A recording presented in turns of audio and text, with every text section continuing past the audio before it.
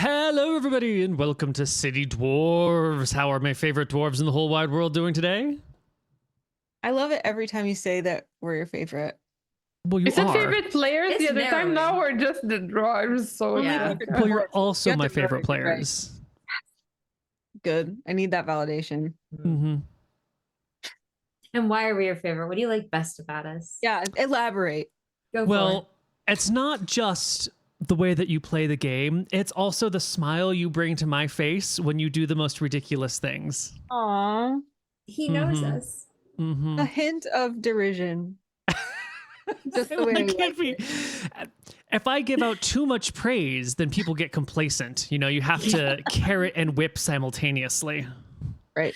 Yeah. Mhm. Yeah. Yep. I have a meme to redraw for you later. So, what has everyone been up to since we last played in May? We played in May. May 28th, My goodness. June, July, August. It's only been 3.5 months. Only a almost not that bad. It's a third of a baby. I did say it last stream, right? I'm pretty sure I did. Yeah, we're good. Yeah. People know. I said it on my stream too. It's not the. Yeah, there was an announcement. I didn't drop that. It's old news. We're good. However, this is very likely our last D&D stream before I spawn a whole other being, because I have 2.5 weeks left to the due date. Oh, It's Very really exciting. not long. Yeah. And I'm like, don't come too early. you're Huh? about to have a new roommate. It could be anybody. I know. And at any time, I keep making the joke with my boyfriend. I'm like, and it could happen now. It's like nothing happens every time. Like today, we had like this inflatable balloon for the from the baby shower in our living room. And it's like completely deflated at this point. He's like, can I throw it away? And I'm like, yeah, you can throw it away. It's okay. He's like, I'm gonna just like make sure all the air is out. So I'm gonna like poke it. And I'm like, imagine as after you do it, like I lose my water. He like goes to do it and he's like, it's like, no, nothing happened. It's like, okay, well, it's not happening. I really don't think it's gonna happen like this week or next week, but that's me. Are you having dreams and premonitions about it? No, but I don't know. I'm not having any of the symptoms of like, I don't have like false contractions. I don't have like, as people have said, the baby hasn't dropped. Like he's not low and stuff. So I don't know. But maybe it's gonna happen now. What if it It's like a dubstep song. Live on stream. Never know. Could be a really interesting D&D session. Roll for baby. You know, the funny thing is when you start having contractions, you're supposed to like wait 2 to 3 hours at your place before going to the hospital, and it's better. So ideally you like fight the contractions and try to relax and get your mind off it, and it's better because you release oxycontin or whatever, which is gonna make everything better for after, so you don't want to go to the hospital. So in theory, if it were to happen, the best thing I could do It's still would be Finish this to keep playing D&D. That and like go for a bath. Like that's all I got. Happen. Anyway, that's it. Neal moved houses. Yes, I bought a house That's and we true. moved and we painted Congratulations, walls. Where do you live now? I love your background. That's Yeah, Thank I was you. gonna say that the background looks great. Thank you. We live outside of Denver, a town called Longmont. It's near Denver and Boulder, but you know, unless you're in the area, Okay. you've never heard of it. So you didn't move that far away because you were already in Boulder. Yeah, it's like 25 miles northeast. It's pretty close. That blue wall is a great color for you. Why, thank you. I It is agree. downpour blue. We have 9 different colors in our house because my wife got to pick the colors and I made them happen. And she picked a lot of colors. And they're great. They're all fantastic, including what is it called? Is it called like Violet Kimono or something like that? It's a weird name. It's a very deep purple. Ooh. That sounds awesome. Yes. Keep buying But I'm grays. really digging. Yeah, I agree. The blue looks really good with like the plants and the Mhm. everything. It's giving soft summer. You know? Yeah, it's a good contrast for your skin tone. It's beautiful. Thank you. I don't know anything about those color theory things. I just keep telling people that it's either giving soft summer or deep autumn. And maybe I'm right on something. But it sounds nice when you say it, and everyone's like, Right? "Oh, thank you." I don't know Yeah, what soft right? summer is, but like, I like the idea. Yeah. Yeah, I'm gonna get rid of these bookshelves and build some floating shelves that'll sit there, and so they won't be quite so protruding. And then we got to get some more plants, but I got to figure what works for the lighting in this room. So these are test plants that can live or die, and we'll figure it out. You're lucky that They can hear you right now. How cavalier you are about them. Yeah, you better stay alive. You're lucky that your cat is allowing you to have plants. I'm not allowed plants. Well, he is indoor and outdoor, so I think he gets to eat all the outdoor plants and then comes home and pukes it up inside, but doesn't eat the indoor plants. Look how Very nice. small the cat is. This is a very small cat.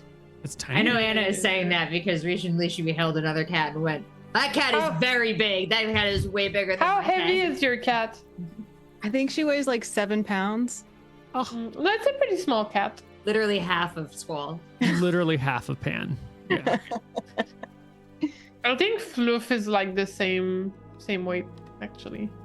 I think she's like 7 pounds. Little tiny And kitty. then Rook is like 11. He's not small. He's a diamond boy. Yeah, when I pick them up, I'm like, I wonder how heavy my baby will be. And I'm like, like these are actually baby ranges. Like it could be that. I'm looking at them, looking at the clothes. I'm like, Well, they are so small. speaking about new things, I think it's time for us to level our characters because you've done a whole bunch of adventuring and we haven't been tracking XP. And by the time you make it back to the first city, you're going to have earned at least a level. Between leaving your new place where you've left the new dwarves, or the old dwarves, and coming back to your city, you've gone on some level of adventures. It's taken you some time. Maybe it's taken you 3.5 months. Maybe not. And we're just gonna give everyone a nice quick level right here. So open up your player's handbooks or just listen closely and we can go through and gain some hit points, gain some skills, have some fun. So who would like to start? No one has a player's handbook open in front of them. Not a one of you. Well, we have the digital stuff. I have Roll20 did you open have and it I'm open? clicking on a gear. I did have That's pretty good, Seltzer. Neal. Is that? Oh, I love approval. All right. Well, since you are clearly ahead of everyone, why don't you change your level to 4? And let's get you some hit points. That's what I was trying to do, is change my level in Roll20, and I don't know how. Is it the Well- magic caster level? It's just the gear icon, and then the 3 becomes a 4? I'm on the gear icon. Oh, there's a different gear icon. Oh, yep, there you go. Found it. All right, Boldara. We're going to have you roll us some hit points. You're going to roll a 1d12 because you're a barbarian, and you're going to add 3 for your constitution. Or you could just hit that hit die button in the middle of your character sheet, whichever you prefer. And 7 additional hit points. Sucks. It's not your finest moment. Why is it that after these adventures, you've only gained 7 hit points? What does this tell us about Boldara's character? While my constitution improves, it is hollow and empty, for my heart aches and yearns for a lost love. Oh, so you're so heartbroken that you can't really improve yourself because inside you're still broken, right? Yeah, I'm not really taking care of me. It's a lot of empty calories. It's a lot of half-ass practice. Right. Got it. Just hollow inside in general. Wow. It's rough, buddy. No. And how's Baldara doing? Not great, DM. Not great. She's watching her sisters thrive. Pebble obviously rising through the ranks politically and socially, getting finally the respect that she deserves, that I always knew she deserved, right? Wow. And my other sister, a mother now, unbelievable. Concubine to a goddess, regent to an up-and-coming monarch. I'm happy for him, but it's just me and the 2 cats at home, and things have been said about people like me lately. Yeah. Well, at least at 4th level, you get a bonus to your stats, or you can pick a feat. Yeah, I'll take a feat, man. That'll make it better. Yeah. I'll let you peruse all the feats. If you have any questions, I'm happy to answer them, but I'll work with the others as you play with your feat. Next up is Lazuli. You have also leveled yourself to 4. Bard, you're going to get some more hit points too. Would you roll me a D8 +3 or hit that hit dice button in the middle of your character sheet? Hit dice button. It's below temporary hit points. There it is. Oh, almost max. That's amazing. A 10. You're That's thriving. Sisters are just crushing it. Nice. Wow. Well, tell me, why is it that you've gained so many hit points on this adventure? Something about being a mother, it really strengthens you. You become stronger when you have something to protect, Makes sense. And also ruling a country of squabbling children. It's just, gives you that thick skin. Yeah. That an extra endurance to just wade through it. Got it. Well, you also get 2 to any stat or feat, your call. I feel like I should buff up that strength so it's not a -1 anymore. Okay. Nice. Yeah. All right. Take it to a- Last but not least, we have Pebble of the Cobblefeet clan. I'm still trying to figure out how to level up. I found the gear, I think. Oh, you're using the Character Mancer. Cool. Yeah. Launch level plus character mentor, or launch level 1 character mentor cannot be undone. Well, don't launch Weird. level 1, please. That's what I figured. Yeah. So why don't you roll HP off of that roll button, and we'll see. So I click launch level plus character mentor. I think so. Okay. I've afraid. I've never used the Character Mancer. Then I just click roll. I feel like it's suspicious, but let's do it. Do it. Push the button. I clicked it and nothing is happening. It feels like it doesn't have data in it to go by. Oh. Well, when I click the roll button, it rolls. Yeah, I clicked like 4 times and it doesn't roll. Maybe I'll just do it manually. Yeah, why don't you just roll us a 1d8 the old-fashioned way? Discard and exit. Yep. Oh. You get another 2 for your high con, so that will bring you to 28. Yeah. And tell me, why is it that you also gained very few hit points? I think Pebble has been concentrating on her political expansion and also charming, because she was trying to like get a DT to like have her be kind of like a cleric type person, right?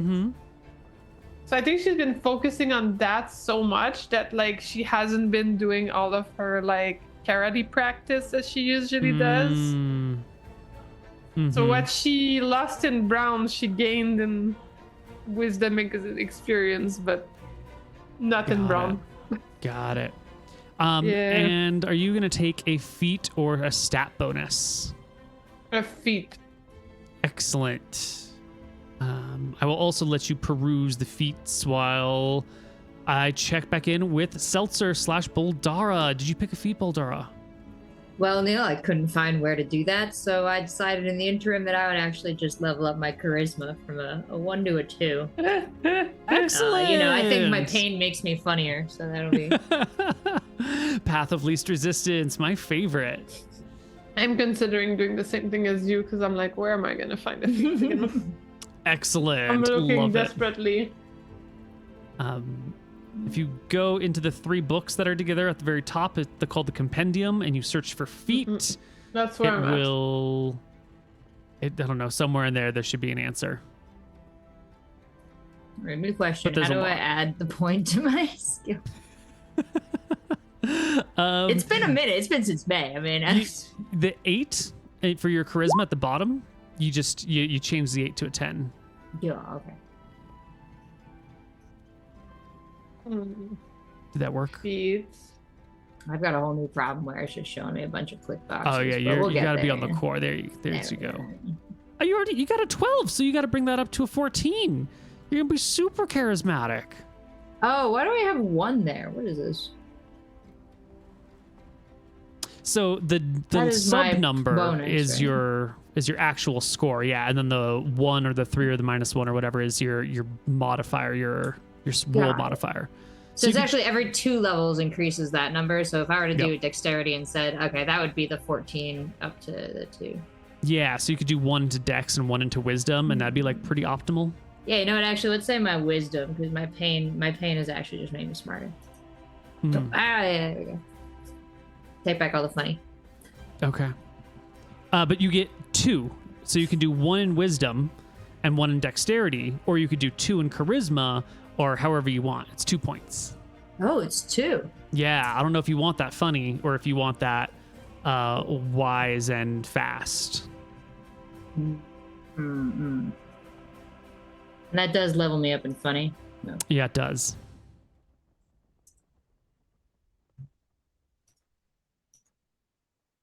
Oh, well, no, I have to put both points in there, right? To get it You up would, yeah, you'd have to put both okay, points in there. Put it in the dex. Good. Because you'd never Oh, I catch up to found your the sister feats. anyway. She's already got 16 in charisma. So, like, what would the point be? There's no point. There's none at all. Yeah.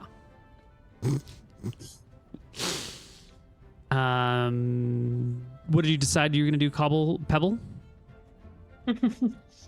Yeah, you don't remember my name neither. I get it. I was looking at your character sheet, but I saw the I second know. half instead of I the know, first. I I'm know. so sorry. Well, I was looking at grappler, but I don't have the strength for it because it sounded fun. But I'm seeing mobile or lucky. No lucky. No lucky. No lucky.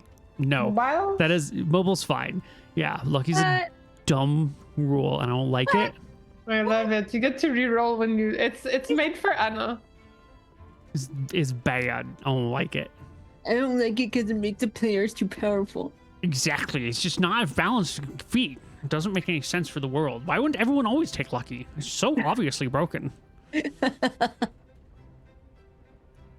Okay, let's go with mobile. It sounds like ninja-y. Great. I will add it to your character sheet, so you don't even have to worry about it. I was trying to find something more like blessed, but I didn't find something fast enough, so I panicked and went with what I remembered. Excellent. It increases your speed by 10, which makes you super fast now, dwarf. And when you use the dax action, then you ignore difficult terrain. And when you make a melee attack against a creature, you don't provoke opportunity attacks for the rest of the round. So you can like hit someone and then run away without provoking AOs. Perfect. So, Right now in my chat, there is a level 5 hype train, thanks to Travis McElroy. No, level 6 now. And says, I just want Boldara to have a good day. So be blessed. oh, Boldara. Thanks, bud. Appreciate it. Wow, I've never had a hype train like this. Anyway, sorry to distract, but No, it's fine. We're gonna I was head. trying really hard in the angst. Sorry. Right. We're gonna head back to the Great City. to the wonders of this first city ever made in the forest next to or actually near the forest, near the ocean, with guilds and elves and dwarves and humans and halflings and gnomes all living together in harmony, and divine creatures going around. And as you come in, there seems to be like a whole bunch of new traffic and new folks, and the roads nearby are like, there's this fresh new like gravel that has like spilled out all the way down from the mountain, like in a little stream almost. I mean, it's clearly constructed and crafted to be a road, but it's this fresh new churned out gravel coming down from the mountains to the city. And on this gravel road are all sorts of people moving all sorts of cargo, being pulled by massive creatures, the likes of which you have never seen. You might have seen horses, you might have seen cows and oxen, but you haven't seen these beasts. They are, hoofed creatures, but they have these weird large horns and these like humps on their backs, not like camel humps, but these just like big hoofs over them. They got these long tails that swish back and forth slowly, and they're pulling in cart after cart after cart of these massive blocks from the mountain. It's a busy road, and everyone's heading into the city. Is there like a checkpoint? Are there like at the gate of the city or anything, or people are just flowing in and out? People are just flowing in and out. No guards, no checkpoints, no law enforcement of any kind. And is all this traffic kind of, pardon my language, fucking up this nice gravel road?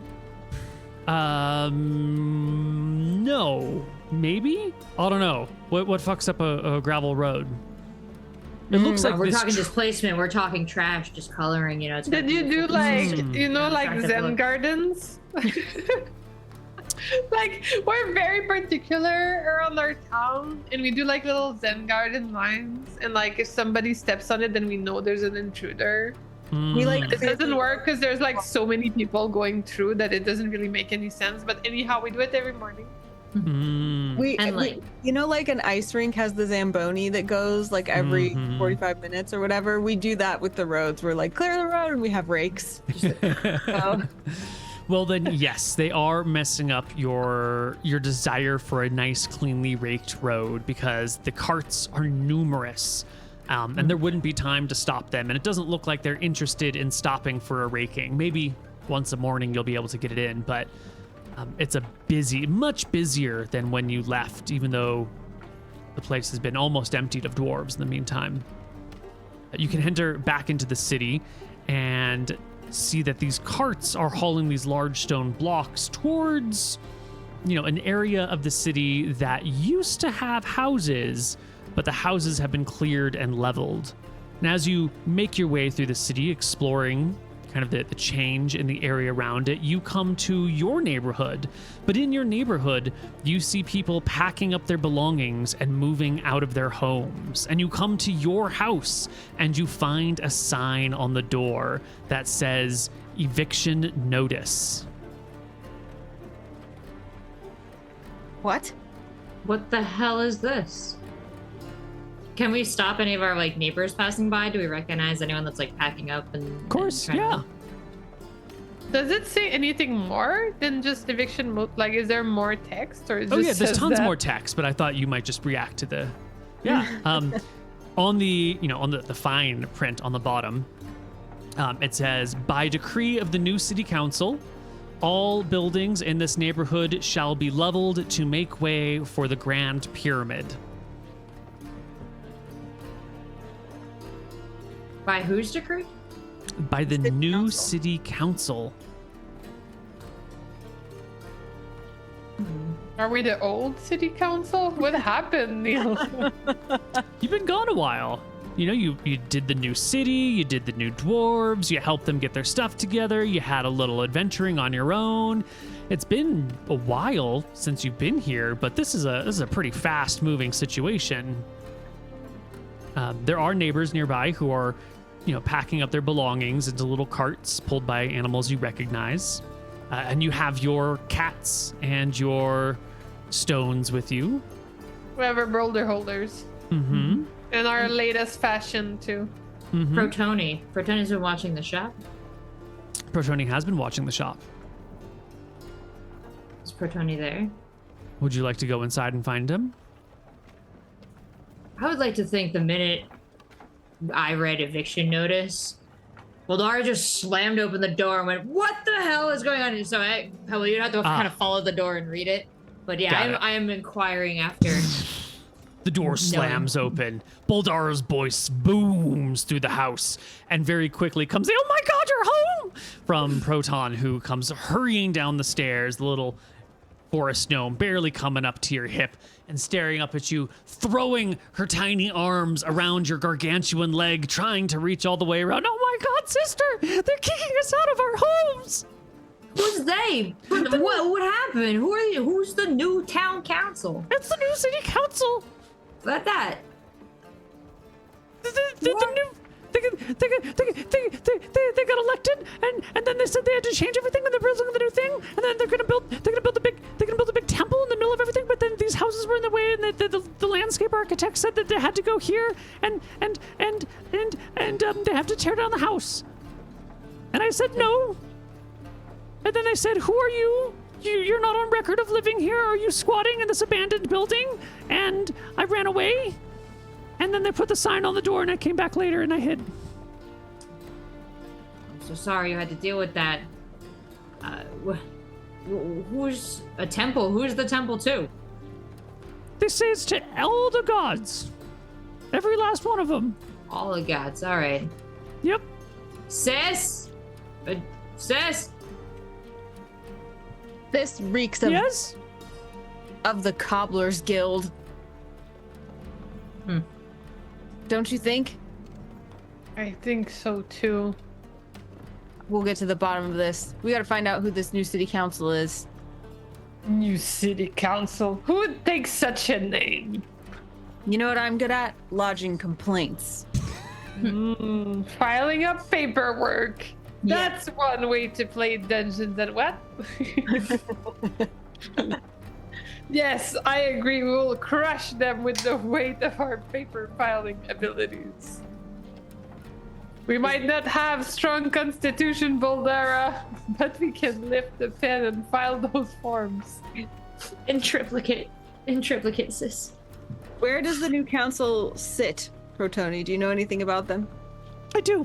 I looked when you were gone, after all this weird stuff started happening, I looked into them so that I could have these answers ready for you when you came back. I can show you. They renamed some of the roads too. It's getting very confusing. Do you want to go now? Or Yeah. okay. No time like the present. Well, we should let the cats come back in though. Yeah, and is our shop like sacked or anything? No. Shop is fine. Proton was Well, watching they'll it. be happy to be home, so I guess we can unbox them. They like to travel by box still. Well, what the if cat- we bring the cats for intimidation? Shouldn't we go scout first? I don't think they like going around the city so much. You're right. I put the special rocks in a safe place. Oh yeah. Let's put them back under like the rug. You know, the place where nobody would ever think to look under in a In the box under the rug. It's not like a rug under like 4 rocks. Theater of the mind. I Just believe say, in you, don't- Janet. All right. We head to the city council. You can see already there have been plenty of leveled buildings just on the border of your neighborhood. Looks like they're building a really big temple out here. But wouldn't you know it? The very edge of where the temple is, like you got the temple, and then you've got like the street, or a little bit of clearing space, and then the street that goes kind of around the temple, or the street that will go around the temple. And on the far side of that, just across the street, is the Cobblers Guild. But you're not headed there right now. But conveniently, they now have a front street property, temple front property, something like that. But there's no time for that because you got to go find the new city council, and find the new city council you do. Proton will lead you to it. They are seated in a tall wooden building. It's got like it's sort of like a tower that doesn't have like a base. Like clearly there's things holding it up, but it's sort of, there's only the second floor and then stairs leading to the second floor. Like that building in Seattle that looks like it's gonna fall down. Do you know what I'm talking about? I gotta Google something. There's a Nope. there's a building in Seattle that's like a normal skyscraper, and then it's like on a little pedestal. You've not seen this? Nope. I'm Googling though. Rainier Tower? Oh. Oh. Okay. That's almost cool. Almost cool. Is that what you said? Yeah. That's so It's like silly. points less than cool. Well, it's interesting. All right. Yeah, it's sort of like a watchtower, like a fire watchtower. If the fire watchtower, like the floor on which the fire watch was just like a lot bigger. Yeah. Okay. Yep.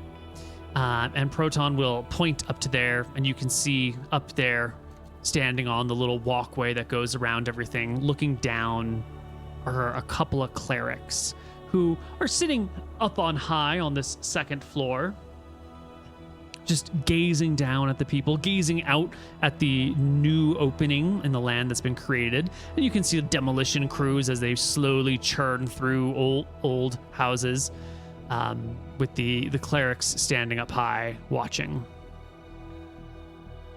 I have a complaint. The cleric Do we- looks down. Do we recognize these clerics, by the way, just real quick?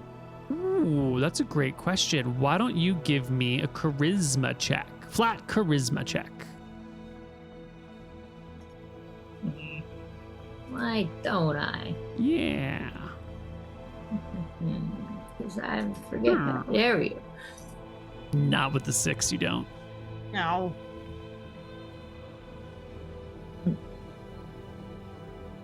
The cleric looks down at you as you yell, I want to lodge a complaint, and then they give you a waving symbol and point to the base of the staircase that would lead up the watchtower. I climb the steps haughtily. Hmm. Same. Behind her. Following, but I don't think anybody sees me because I'm shorter and behind everybody. It looks very unnatural for me to walk haughtily, but But we can see my dragon staff like peeking up. Mm-hmm. You rise at the top of this area, the second floor. Are we all showing up with like our boots with like the high plumes? Because I just want to know what I'm envisioning. I don't think so, because these are the boots that you've been wearing as you've been hiking home through the wilderness. Fair, These are your fair. comfortable travel boots. I definitely think, though, I'm still wearing some indication of royalty, like Certainly. a little diadem or something, Big word, please. a crown. A delicate diet. You've watched Harry Potter? Yeah, no, like a biblical thing. it's funny we have it in French too, so I know exactly what you mean. Yes, I first heard it in church in a hymn, but it's also in Harry Potter. The diadem of Rowena Ravenclaw, right? Okay. Good word to know in this industry. It's like a dainty crown. The For, dragon like- in Revelation. Yeah, like those elvish crowns. Yeah, a little bit more like that. Yeah, it's for like princesses and stuff, but it's not like a straight up crown. It's more like the stuff that sometimes brides might want to use. A circlet. Mm-hmm. Got it. Okay.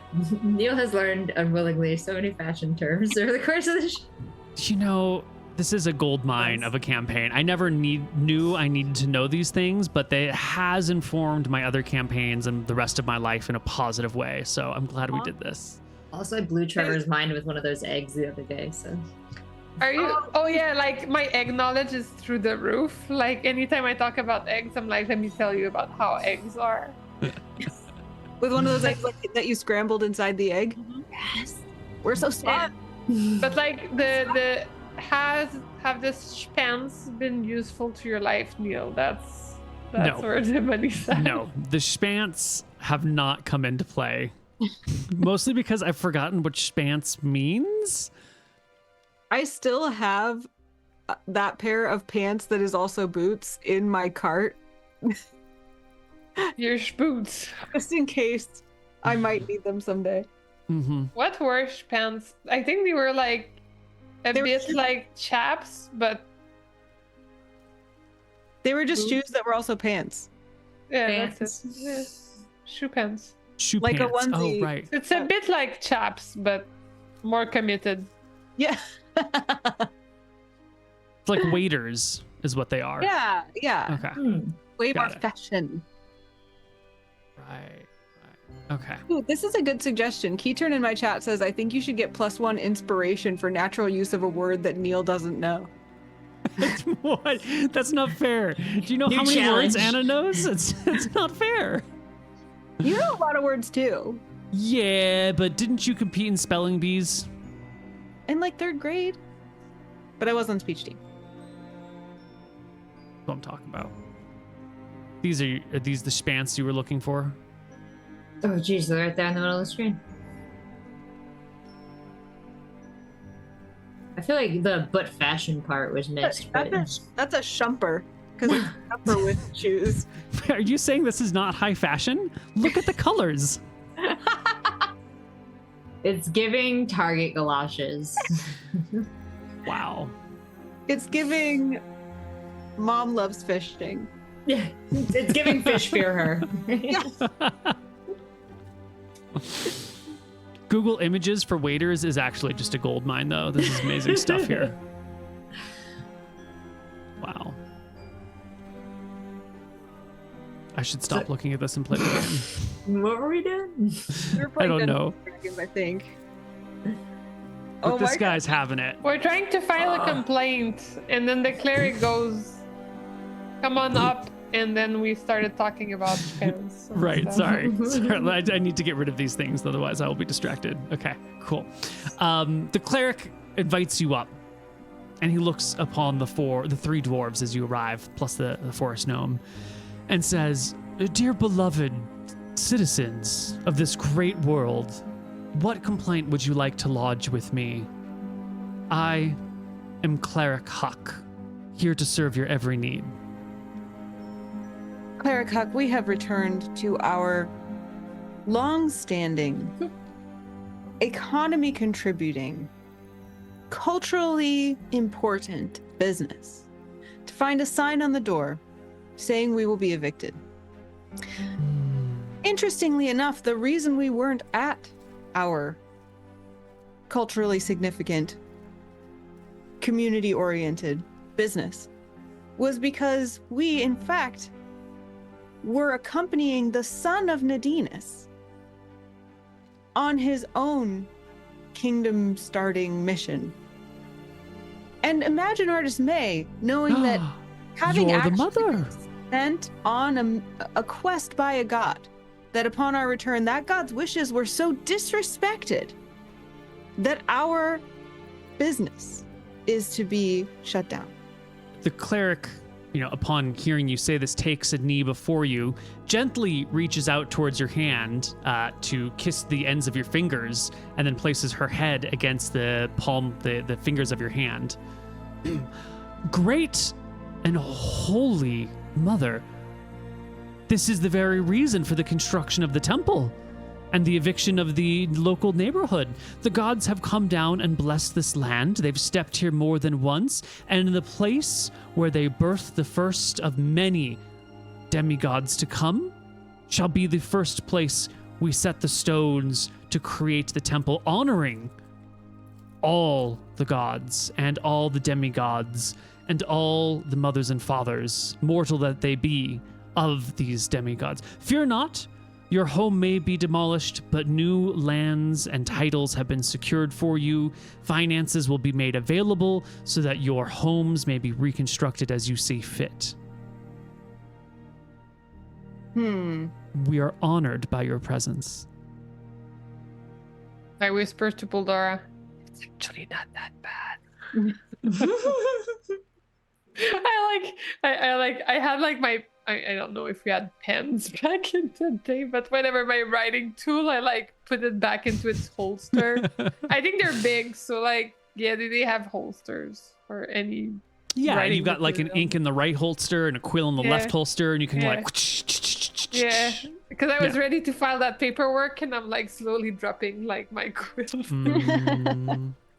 What lands are these that will be made available to us? Well, please come inside. I would love to show you the available properties. Well, what? It's our parents' shop. I mean, you want to just trade it in for... No. I think we should probably tell them they need to move it a block over so it's right on top of the Cobbler's Guild and right off the top of our shop. We just need to get a look at the map. You're right. I think our shop or our shop could be within the pyramid. Now that is an idea. A marketplace within a house of worship? No one could be angry at that. What could go wrong? Everybody. I mean, Literally. I mean, if it's part of history, why would you remove history, right? You would want to keep the history there so that people can visit history and maybe even purchase a little bit of history to bring back home. Even the Great Temple needs a gift shop. Right? And if they have to take their shoes off to go inside the temple, and then their shoes are missing when they come out, that's crazy. So lucky we're right there. Maybe they need holier shoes to wear. Mm. The temple shoes. They walk a long way to get there. Ooh, when they get into the temple, they could have to wear the temple shoes. And then they, like, in theory, they have to return the temple shoes. No, nobody can However- re-wear shoes. Nobody However, shares they're shoes. so comfortable and they're so nice. And because you already wore them, you could have a discount before you exit the temple to keep your temple shoes. I feel like I'm already growing attached to the shoes and I'm not even wearing them. Got a Anyway, whole business idea before we even see this map. That was good. That was the huddle. So like now we're ready to go in and. Yeah. You can. I'm sorry, I keep looking at the squirrels outside, but he's drinking from my fountain, like a little. Oh, he's so cute. Oh my god. Sorry, I'm paying attention again. That's adorable. He was happy. He was doing binkies and stuff. Aww. He was sitting on my round chair. He was just contemplating. Aww. Anyway, I love the animals, Nadinas. They are good. Okay, you can step inside to, there's a couple of small, there's a left and then a right you've got to take once you step in because, it's on this little watchtower, but it's still a decently sized area. And you can be brought into the room where all of this, where this big map is laid out before you. And there's a map of the city and the rivers that go through it. And of the surrounding lands, and you can see that the map is, marked off where the city is, and then there's just kind of like crossed lines through your entire neighborhood, and this other neighborhood kind of goes up against the river, and then over here is where the Cobbler's Guild is, and then you can see there's these other dotted lines outside of what the city, where the city is currently laid out, that kind of expands the city out in different directions, and the cleric, Huck, will take a long pointy stick. I do not have a long pointy stick. Takes a long pointy stick and will point at the table on the map over here and say, I think, knowing your history with these divine beings, I think the very best place for your home, just a suggestion, you don't have to go with it, oceanfront property. A little bit on the cliff, views over the sea.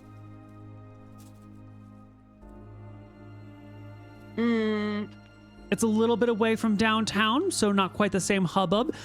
You'll have to move a little bit to get to some water, or you can just have your servants bring you water, or you hire someone to bring water to your house every day, whatever you need. Oceanfront? Views of the sea? Is oceanfront property zoned for commercial use?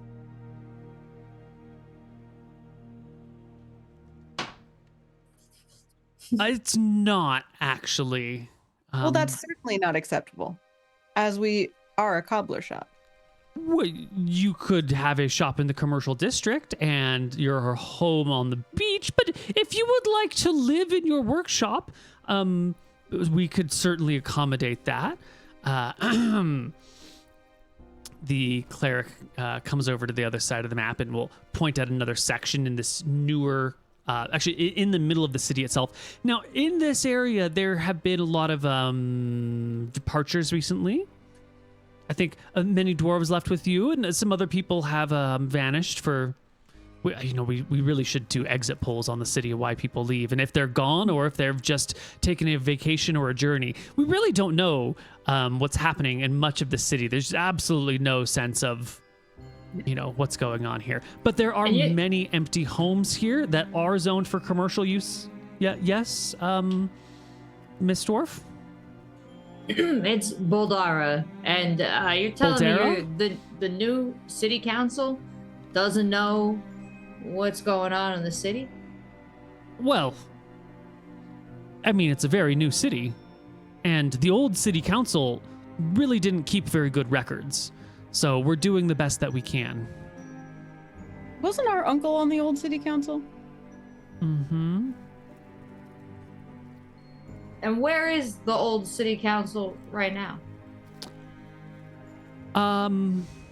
Well, some of the old city council is missing. We're not sure if they're on vacation, if they left in protest, if they went off into the forest and never came back. If they left, they didn't tell anyone that they were leaving for a long period of time. So hopefully they're somewhere safe. And the remainder, the other city council members who retired, well, they're around. You can find them in their homes. How was this new election conducted? Well, you see, after the dwarves left, in a most magnificent sense, everyone could see it from all around. Great and wondrous sight that it was. A few other gods arrived. Same spot. Showed up, stepped down onto the earth, made a big to-do, one after another. I'm sure you saw them as you were walking around the city today. Did you not run into a handful of gods?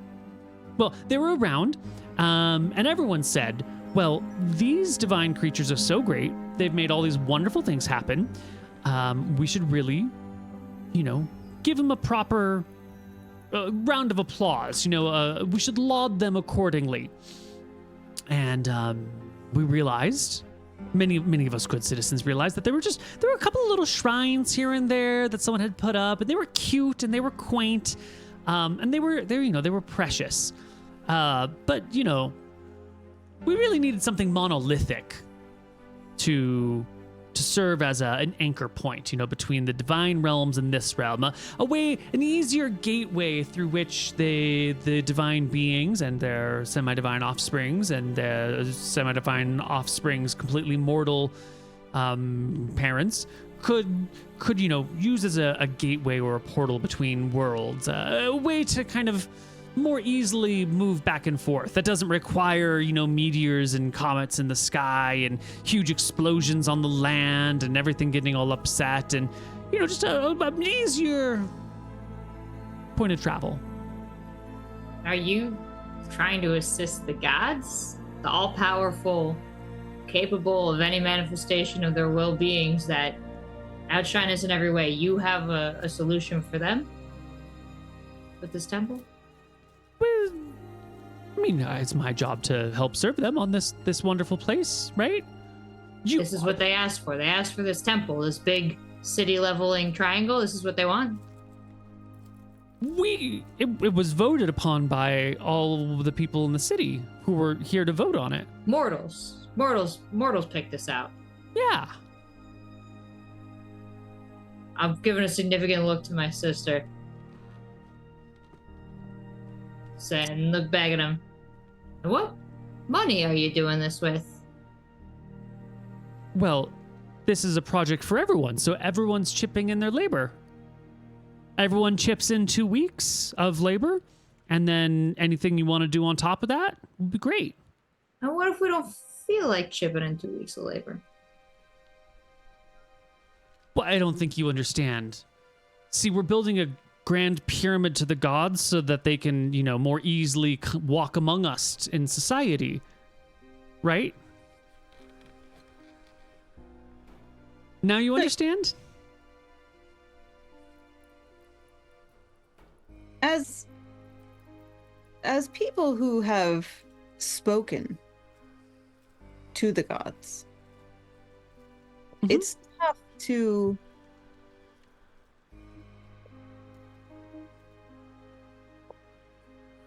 believe that they have all agreed on this project. The gods, you mean? Oh, of course they haven't agreed. They can barely agree on anything.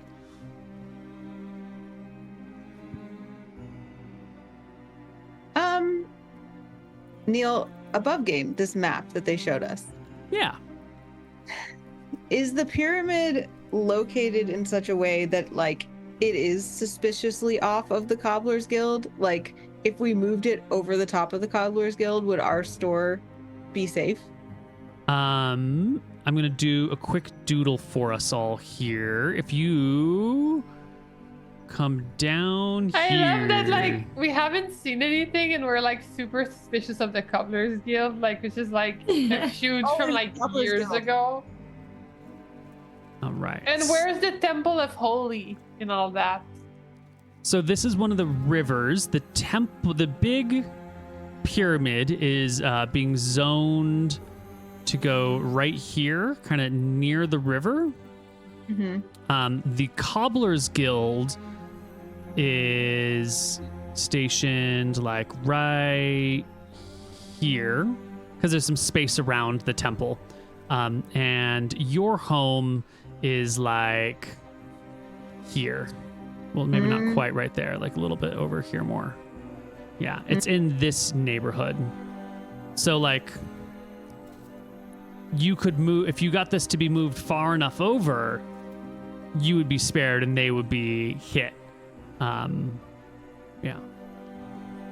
Chose the location for this temple. The center of the temple was picked because that is the place where the gods first set foot upon the world, or as close to it as we could manage, because there were not that many witnesses to the setting foot event. We were witnesses to this, though, right? You were. Oh gosh. Oh, Voldara, when the person explains that. Oh no, we were there, and I'm so sorry to tell you, Leslie, that's not the center, right? It was over by a few blocks. Yeah, more like northeast, I think.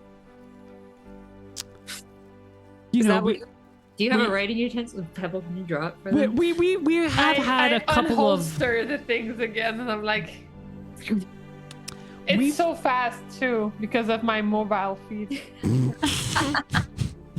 We have had a couple of conflicting opinions and contrary tales regarding the precise location, but demolition has already begun, and so the location for the temple is already fixed.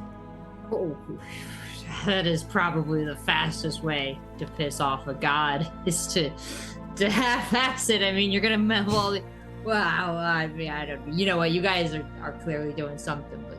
Well, you know, you can't make an omelet without breaking a few eggs, and no project ever, I think... Well, you know, maybe some projects can get off the ground without any hiccups, but this isn't one of them. Maybe we'll do it next time. Next time we'll do it right. I'm sure we'll make a lot of these grand pyramids all over the place, you know. It seems like a good idea. For the people, right? And the gods. I mean, you understand why you would want this, right? Obviously. It's a big pyramid to the deities. This, like, people are disappearing bit. Yeah. Well, we have some good folks looking into that. Who would that be? Oh, well, there's a whole bunch of them. And she walks over to another area, like a door to another room, kind of just opens the door and reaches around, like brings out a wax tablet and starts reading names off the wax tablet. Do any of them jump out at us? Let's see. We have Principal Balance, a monk looking into all of these things. Very fantastic. We've got Counselor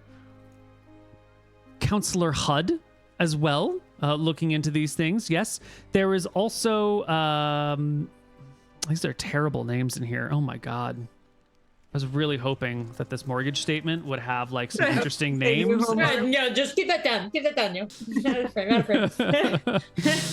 afraid. Oof. Usually random documents on my desk have great naming facilities. Yes, Zurich, he's also a cleric, is looking into these things, as is a group of fighters who got together, who are all named Dallas, interestingly enough. All working together on this. Mm-hmm. Yeah, they're looking into these things. Someone's also building a sewer system, and there's some thought that maybe the sewer system has been an interesting environment that these creatures have, these people have gone into.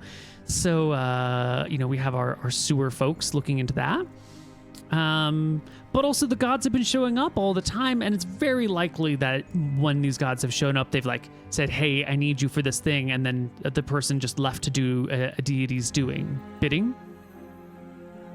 Also, you never finished telling us how this election came about. Didn't we? No. Oh. Well, the previous city council was not exactly all the way around. Some of them were missing. And an active group of concerned citizens got together and said that with all of the gods coming and going, it's kind of a bit of a distraction in town. There's always someone arriving, and, it's difficult to conduct daily life when there's just gods walking through the streets and asking for this, that, and the other thing from people. And wouldn't it be nice if a proper place for all the divine activity could just be localized and centralized, and that way they could come and go through a central area? And, it was great. It was wonderful having Sult, the god of despair, walking through the streets. And it was fabulous when Ephra, goddess of our inspiration, just kind of, tossed seeds into the ground and upbloomed these like fantastic flowers that you could use for all sorts of wonderful paints. It really made the area very vibrant and rich with activity. And there was a really mild famine for just a couple of weeks because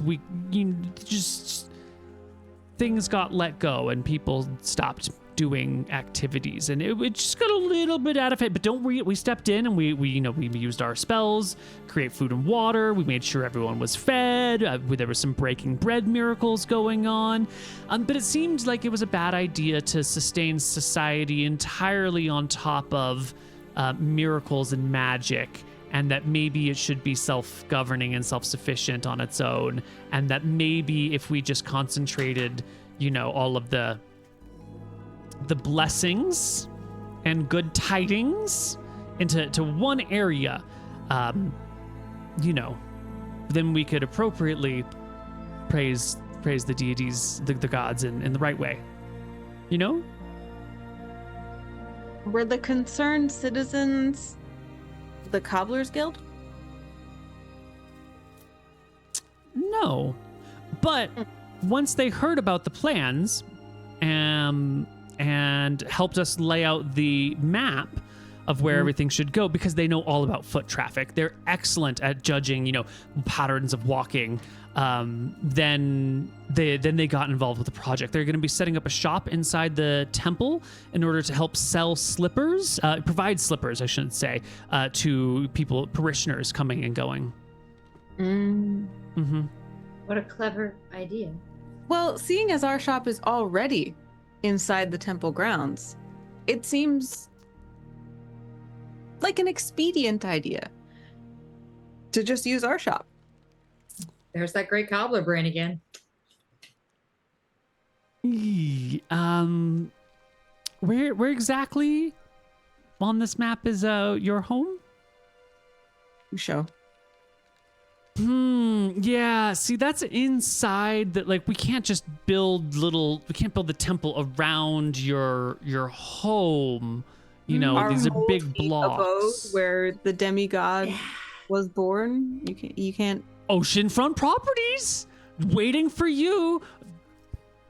I mean, we wouldn't have to like live in the home, but I feel like one could argue that the home has historical and spiritual value and should be part of the temple's interest points. It is a World Heritage Site. We did decide that amongst the three of us. Mm-hmm. That's a thing now. Mm-hmm. What is the thing? A World Heritage Site. It is to remain unblemished. Thing because of its cultural relevance. Pretty significant. Who's We in assumed charge? you were building this temple in part to incorporate our sacred property.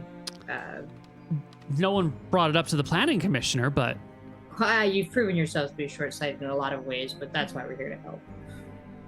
well, I appreciate the long-lived years of dwarves and the wisdom that they provide. Since you are noteworthy cobblers, I'm sure you could be the ones to run the shop inside the temple that makes all the slippers.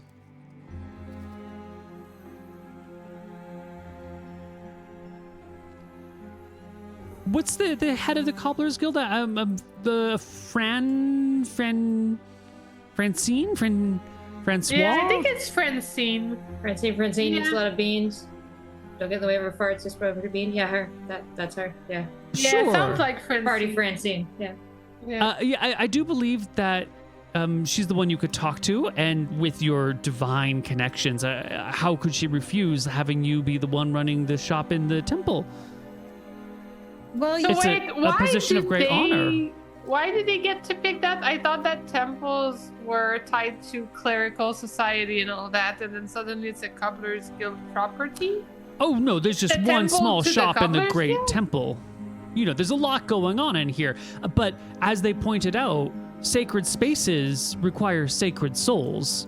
And so there ought to be a special type of footwear that one wears Yeah. inside the Yes, building. yes, yes. It We made a lot of completely sense. agree. Yeah. which they're providing for free, I'm assuming, as in service to the gods, as all of us would be asked to do. There are the deal we have struck with them, if I do recall correctly, is a certain number of slippers every year, and if anyone would like to purchase slippers as appropriately sacred slippers, that there will be a small outlet within the temple where they can be appropriately purchased for passersby or parishioners, or like if you need some holy water, you can come to the temple and we'll sell you some holy water. If you need a healing potion, you can come to the temple and we'll sell you a healing potion. You need some appropriate footwear for a shrine, the big temple will have that for you. There's lots of little, ancillary services being provided here. We're setting Vipers! I smashed the table. How do you profane the gods this way? You allow the greedy Cobblers Guild to infiltrate even this most holy of projects. You bulldoze the most sacred sites that our gods have blessed in order to put commerce in its place. How dare you? I intimidate. Yeah, give me your intimidation roll.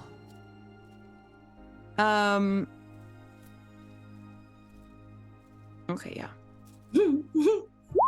Oh, Yeah. you hit the Not table, today. the ground. That is a nat 20. The my dude. ground shakes. There's no lights in this room, but they seem to dim for just a moment. Like it's sunshine coming in, but for a moment, the whole room grows darkens for a bit, like a cloud's passing over the sun, and then lightens. And the sea cleric, crashes my eyes. yeah, the cleric takes a couple of steps back and goes, "I am so sorry. I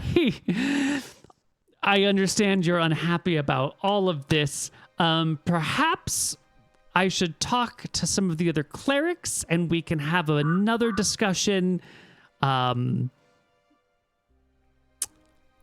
we might be more prepared to answer your questions and help you with this. I am so sorry."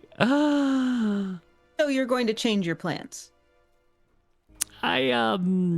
They probably need some changing, you know. This is our first time doing this. We should probably change our plans partway through. That seems like a good idea on a project this large. Sure does.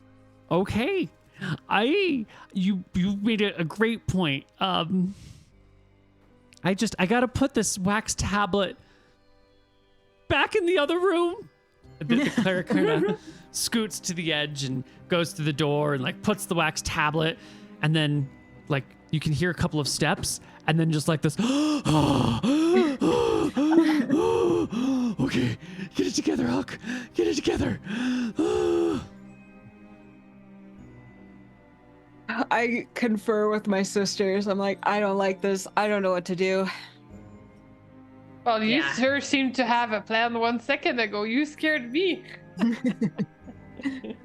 What do we do? I mean, I don't want to give up our shop, but I mean, maybe we could get them to give us a ton of money and force them to let us take over the Cobblers Guild building. I don't know.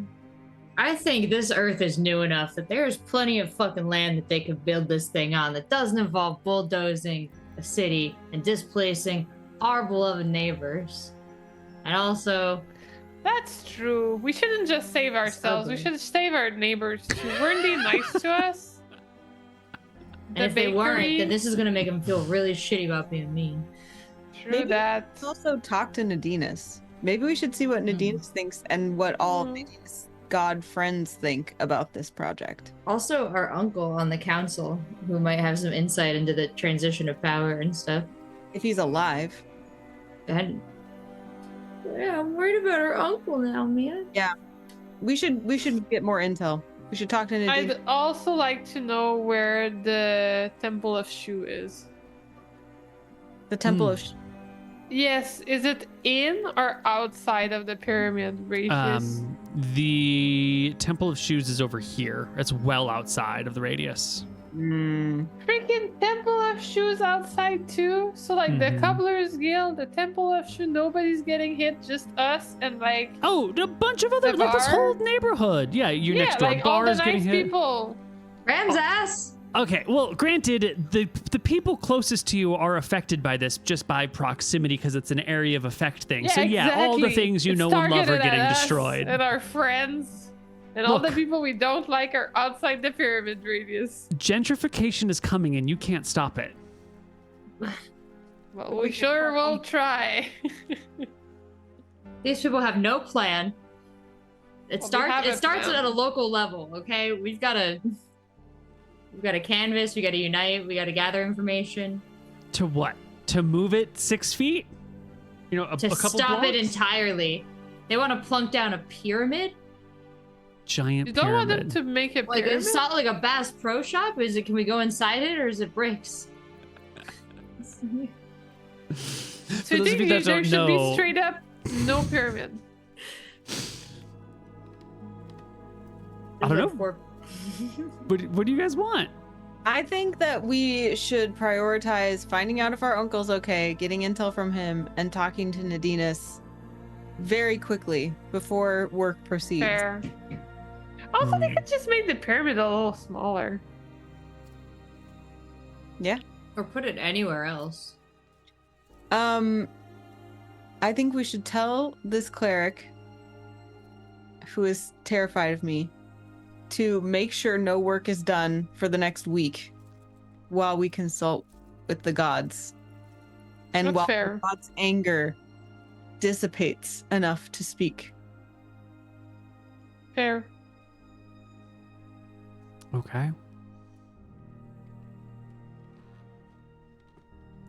Well, it'll take a little while, but the cleric, Huck, will come back into the room and be like, great, I put that away.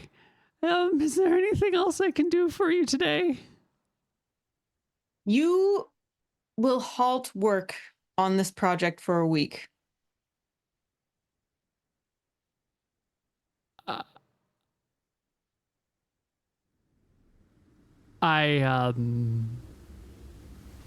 Stop the entire project? Well, as you saw, the gods are deeply angered by the choice to even begin this project. So, on your behalf, we will go speak to the gods and try to assuage their anger, but certainly you should not continue moving forward while we do that. But we certainly don't want them to be angry now, do we? That would be terrible. Okay. Well, I should go stop the work right now then. The exit's that way, and I should take it because everyone that's working is on the ground right now. So I'm gonna go tell the demolitioners to stop the demolition. And you know the gods know if you lie, right? I know. Yes, I give up part of my. Yep. They know what happens inside of me, and that's how they get the magic. And I should go. Okay. And hurrying, the cleric runs out the room, down the steps, and then you can see her like huffing and puffing across the semi-cleared area up to a spot where there's a bunch of people who are just like tearing down a building and like waving at them to get their attention. And then from the distance, you can see her convincing them to stop their work. Are we alone in this room now? You are. It's still a building, and there's other rooms nearby. And some doors are open. You're alone in this room, but there could be, other people around. Yeah. Do we get the sense that this is the main map? This is what like the foreman and stuff are working off? Yeah, this looks like the work plan. And when they're drawing on it here, like charcoal, pencil, Sharpie. Is it like a weather map? What are we doing? It is a piece of animal hide that's been pulled and stretched and dried called vellum. And on this vellum is written in ink with a quill, or with very different types of quills, because you can see some lines are thin and some lines are thick, to make all of these things. It looks like it took a lot of effort to draw all of the towns and all the little stuff everywhere. Yep. Okay. This is, I love redundancies. I love, just in case we can't stop the pyramid, I would like to in some way alter this map to just scooch it over just like Lazuli liked it. Love this idea. Well,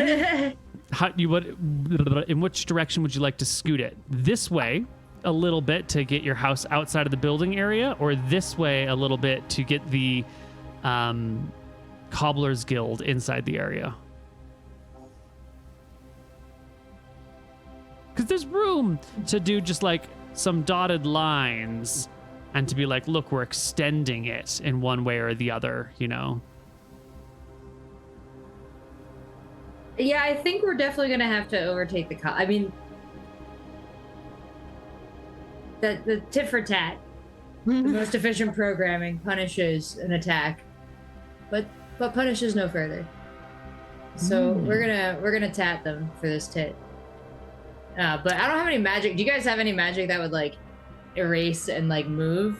Otherwise, I'm just gonna like scribble out the one line and like erase and move like the paper scribbling? Yeah, there's nothing that like changes script or anything, right? There's an illusory script spell that lasts for 10 days. I don't have any. Well, they're not even going to be working for a week, so. Minor illusion, but it's not permanent at all.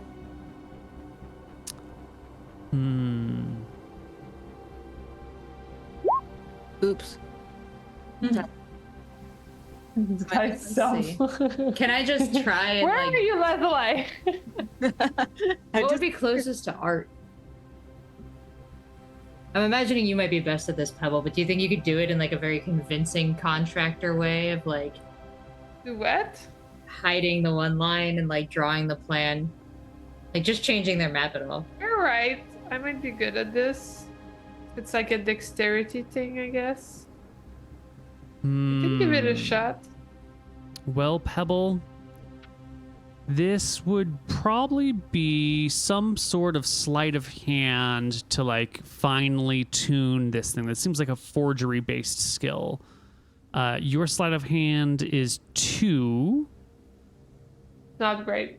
Okay, I mean, Not- I have the same if you don't want to be a criminal. I'm not trying to give you a record, Pip. I hate the Temple of Shoe in the Cobbler's Guild. You hate the Temple of Shoe? Why would you hate the Temple of Shoe? What's wrong with Sister Helen? Sir Helen. She always looks down at me, and not just because I'm shorter. She was mean to us, wasn't she? Yeah, she was super rude. Didn't you try and like set us up when we were gone last time or something? Yeah, she's not our friend. I could find it in my notes. Okay, so should I try sleight of hand? It might not be great. Let's see it. Anybody wants to like assist me by like, I don't know, rubbing my back while I do it or something? However I can. Making me a tea, like something to like suit me. Ooh, can I do Bardic Inspiration? Ooh. Would that work? What? Bardic Inspiration. It's a D6. They can roll it to an ability check. All right. Yes, in 10 minutes. So as long as you can do this action in 10 minutes, then yes. Sure. Yes. All Let's right. do that. Go ahead and roll. You don't have inspiration, do you, Pebs? I do. All right. So you can roll twice, take the better of the two, and add a d6 to it. I'm gonna use my inspiration on this. This seems like a critical moment. I take out my I whip out my plume from the holster and everything. So D20 plus. Oh, I guess I can just click. You can just click it twice. Okay. Sleight of hand twice. Ooh, The and then add a first one d6. plus 6. Ooh. 13. It's a 13. You amend the blueprints, the architectural plans for the temple to include the Cobbler's Guild. And Weird. exclude something else over here on the side. Excellent. Wait, Jen, you're on a quest to like prove yourself as a cleric or somebody, right? Yeah. Do you have to do like cool acts? Cool acts? No, I just had to convince people that I was like great or something. Yeah, I mean, wasn't it just like you have to have people be like, you're cool? Yeah, they actually thought I was that. I had to find 3 people that would think that I'm cool. Yeah, I got it. Holy quest, it's in red. Get to find from 3 people that they think Pebble is pretty cool and make great ambassador equals cleric of Astaire. Public demonstration that they would follow me, respect me, and remember my name. They have to remember my name. Protoni does count.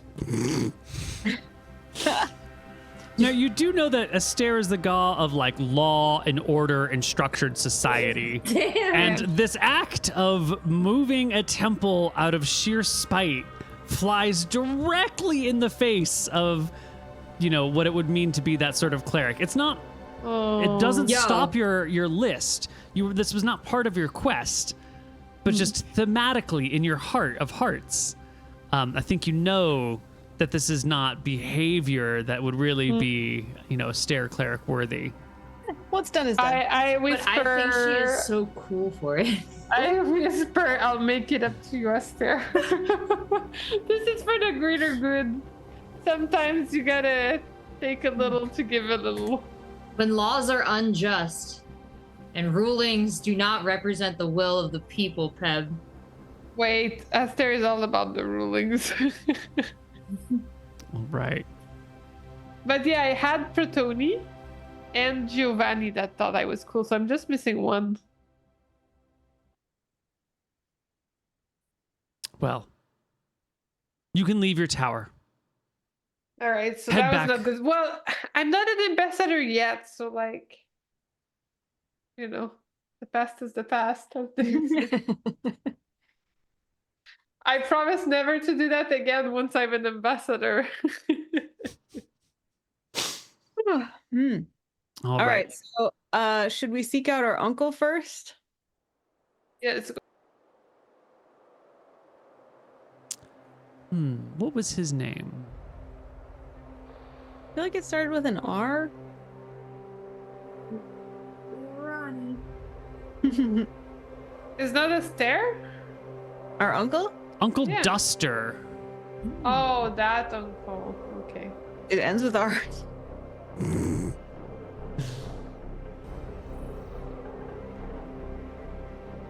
Yeah, I don't have it. Right. Uncle Duster was a client of your parents, like client in the patron client sense. Like he was he benefited from their position and status in society. And then he became on the city council. So he's like an uncle, but not like blood uncle, you know. And he used to be coming around, and then once your parents died, he stopped coming around so much anymore. But he was, you know, someone on the council who could help. You had familial-ish relationships with. So yeah, you know where his house is. Would you like to start your search there, or is there another way that you'd like to start your search? I think starting at his house makes sense. Okay. You go to Uncle Duster's house. And he would hate the state that it's in. Because it's old and abandoned and covered with a fine layer of detritus, sand, and other filaments blown by the wind. It's very dusty. Thematically appropriate. So it looks like no one has been here in a while. Yeah, there's like a little angle on the inside where the front door opens, where it like opens and pushes some dirt and dust and debris away. Maybe it was pushed by you opening it right now. Maybe this door's been opened a few times, but there's clearly no, you know, real egress. And is there, with all this dust on the floor, do we see any footprints? You see no signs of footprints immediately, not here in the atrium, maybe deeper within. Yeah, I I'm would- gonna go searching around. Uncle Duster!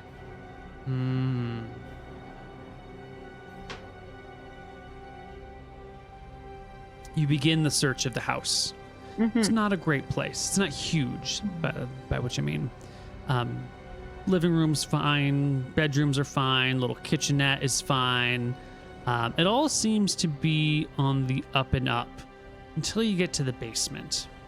When you get to the basement, it's dirty. It's an unfinished basement. There's dirt everywhere. It's hard to tell if there's any dust. Well, you're dwarves. You got good night vision. You don't need light to see down here. But what you do see is that there's a hole in the basement wall. It looks like an intentionally dug hole. And it looks like there's digging supplies here, as if someone was in this basement digging a tunnel in one direction. Yeah, we're dwarves. We have hobbies. God forbid. Yeah. Well, your Uncle Duster's hobby tunnel is here. Some sacks that you would use to like load up dirt. There's a little wheelbarrow to help move supplies, some shovels, pickaxe. Is it And- like a person sized? Like, could we walk through it? It is dwarf sized. You could walk through it, no problem. Would my stone cutting allow me to see like how recent the dirt has been moved or anything like that? Like, I think so. Why don't you roll me? Because it's not stone, it's dirt, but they're very closely Yeah. related. So why don't like you... is it drying out? Like, is it moist? Is it... Exactly.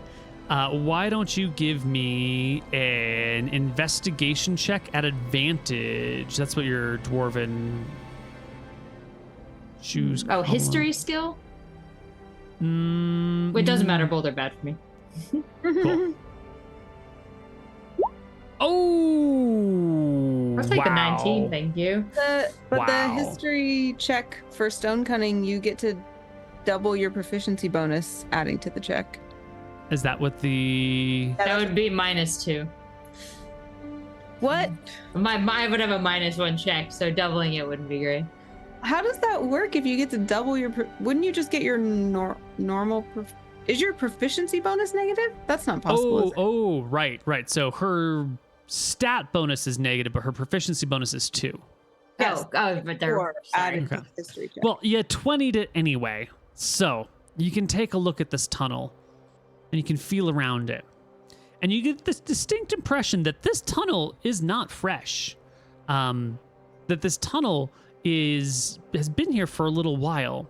But with the natural 20, what you really notice is that the dirt that's still on the tip of the shovel does not match the dirt that is right here in the basement and the entrance to the tunnel. The dirt that's on the tip of the shovel is completely different. It is from a much deeper layer in the earth. It's got a thicker clay and it has a darker hue to it. It doesn't have the quite loamy and sandy features of this topsoil. That is deep earth down below it. Yeah. Pebble shows back up. I hand you she the went shovel to like sniff. Like, I we're at our uncle's she went house to in the the she went to the restroom, but now she's back with the crew.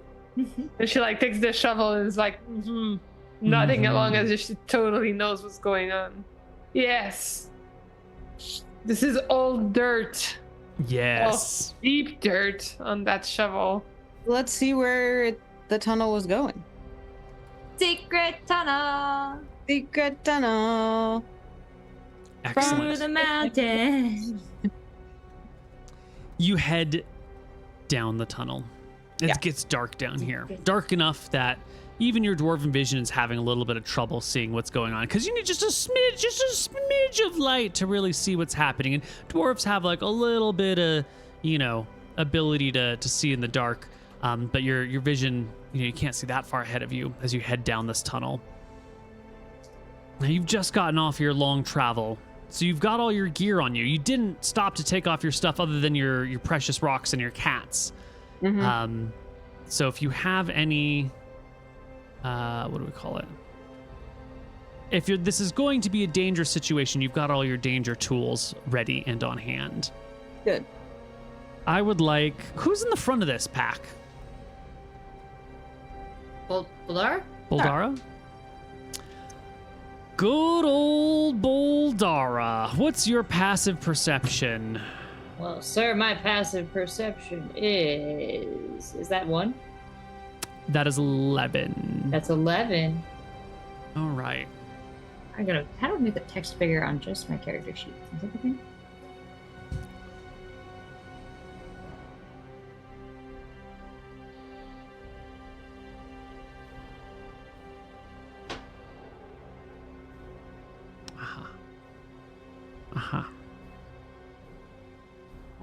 So the tunnel, it goes forward, and as it goes forward, it also goes down. And then it switches back and it goes down, and it switches back and it goes down. It kind of just keeps going back and forth, down and down. But as it goes down, it keeps moving over in the same direction. It's not like spiraling in place. It's switchbacking, to the east, to the west. It's switchbacking to the west as it goes downhill and downhill until you find yourself like really far down. Like you must be like a few hundred feet below the city by now. You must be below sea level by now. And the earth here is damp and it's thick and it's dark and it looks a lot like the dirt that's on the tip of that shovel. And the tunnel begins to level out and does one final turn, so it heads due west, and then it just goes straight. Okay, I just want you to know, as we're going through this tunnel, like, part of me is like, what the fuck? But part of me is like, Uncle, this is a dope tunnel. This is so sick. Oh my God. He must have been like touching the walls. I'm like so consistent. The rounding, unbelievable. I imagine like he's got supports throughout. Oh yeah, no, everything is supported with wood beams. Mm-hmm. Yeah, this looks good. This is a nice tunnel. Very deep. Yeah. Is it the nicest tunnel we've ever seen? No, the tunnels at your cousin's place in the mountains were way nicer. But for an amateur, really good work. Yeah, first one person digging out their basement, amazing work. That other place was like an entire society in the mountains. All right, so you get to the spot. What's at the bottom? Well, it goes straight. It stops switching back, and there's a sudden change where it just goes straight. I feel like we should have told somebody that we were going to be down here. That's how people disappear. Are there Are we about bats? to disappear? There are no bats. That is non-diegenic sound. I'm so sorry. I don't know. Oh, sorry, it was me. I was like ripping up a snack and I don't know why, but it's like this snack just does these. Yeah, it has some squeaky noises. I'm just struggling here. We continue straight down the tunnel. All right. Tunnel. We're not deterred by the change in tunnel structure. It's not spooking us out. And it's going straight, my friend. I've seen tunnels do all sorts of things, okay? You're not gonna put me off a tunnel just because it looks a little funny. Well, I just, what does the sudden change in this mean to you? Like, give me your analysis. Why would someone zigzag down and then, right angle straight out? What does this got a mean? destination in mind. But wait, Okay. do I want to make a flame? And is it sucking in, or is it going back, or is it steady? There's some creepy music though. There is a ever so gentle breeze, ever so gentle, that goes back the way you came. Like, if you walk down the tunnel, it'll be blowing in your face so gently that you wouldn't notice it. But with the flame, you can just kind of see it just ever so slightly sometimes blows back the way you came. What does it smell like?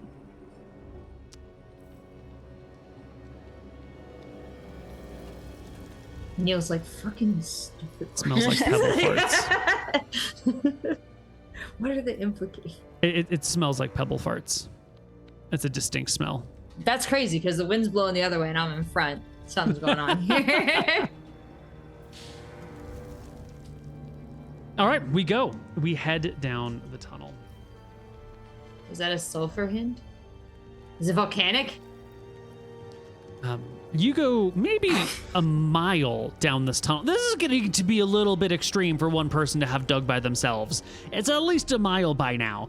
You're well outside of the city walls. You've been walking for a while. And this is when you come across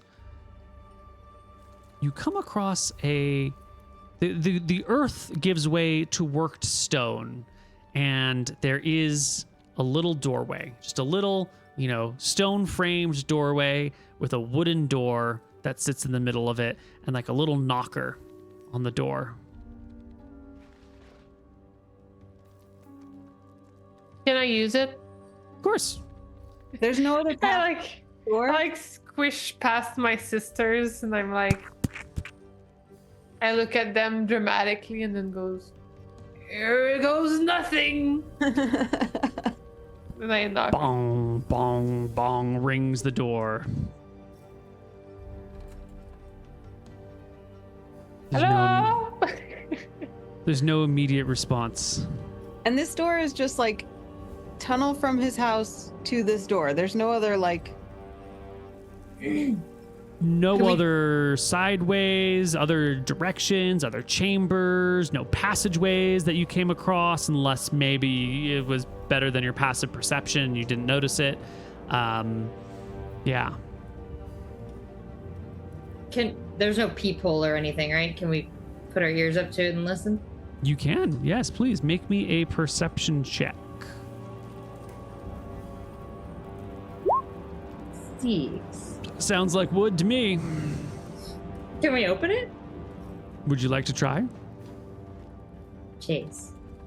The door swings open freely, and upon the other side, you can hear the sounds of stone scraping on stone. You can hear the sounds of like metal tools carving into things, and you can hear some indistinct voices that are like off in the distance, kind of echoing back in your direction. Like if you are on a boat outside of a, kind of near a pier, and you can kind of hear the sounds of people on the pier, but you can't actually quite make out the sounds of exactly what anyone's saying, but there's that kind of background hum of humanity.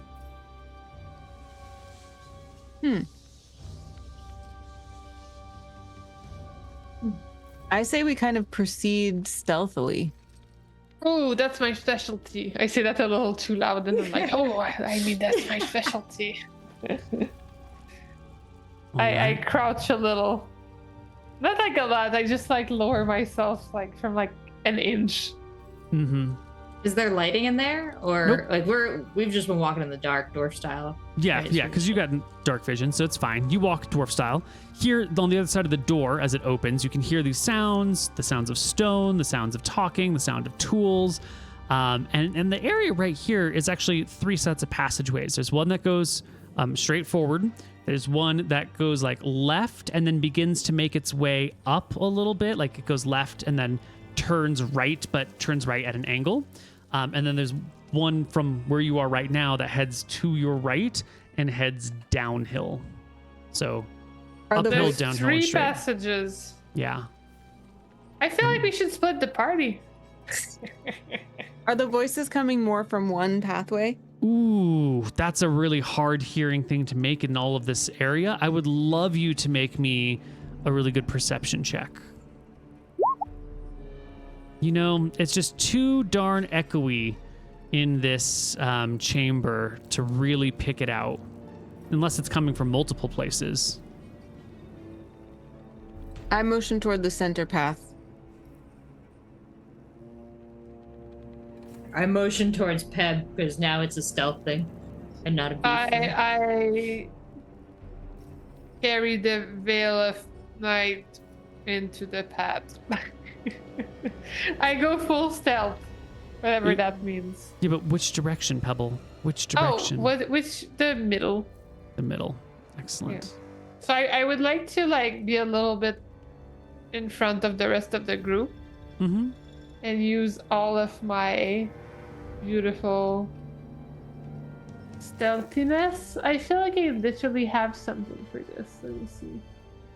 Martial art, shadow arts. No, pass without trace or silence. See, I knew I had something. Let me see. Yeah, you have Pass Without Trace, Silence, Dark Vision, and Darkness as spells. Yeah, that sounds super useful in this case. I think Pass Without Trace sounds great. I didn't read Fantastic. it, but It lasts up to an hour. ashes, up to an hour. A veil of shadows and silence radiates from you, making you and your companions. Oh, you guys can follow. You can actually be next to me. From detection for the duration, each creature you choose within 30 feet of you, including you, has plus 10 bonus to dexterity stealth checks and cannot be tracked except by magical means. Creature that receives this bonus leaves no tracks or other traces in its passage. That's what we should have used to avoid people messing up our Zen Garden lines. Perfect. Well, can I get stealth checks from everyone in the party? And then we can just manually add plus 10 to these. Proton gets a 21. Seltzer gets a 32. My god, the rolls today. I'm blowing on my 20s. What am I doing? 21. Stealth. And a 19. These are great stealth checks. Yeah. You can head down this passageway, and it doesn't get too far before the voices begin to become a little bit clear, or a little bit more amplified. And soon, this area breaks open into a larger chamber, where it's more, egg-shaped, if we're talking about eggs all the time now, where it's thinner at the top and thinner at the bottom and wider in the middle, and it's got like a ring that goes all the way down towards the bottom. And in this pit, in this like weird strip mine looking thing, you can see a bunch of goblins toiling away. Now, this is not this place where the sound of stone is coming from, but this is indistinct goblin voices clattering and chammering down here as they are digging out some earth and then packing it into these crates. And then like they're packing the crates on the side, and they've got some new crates that they're like putting together over here while they continue to dig out this downward spiral.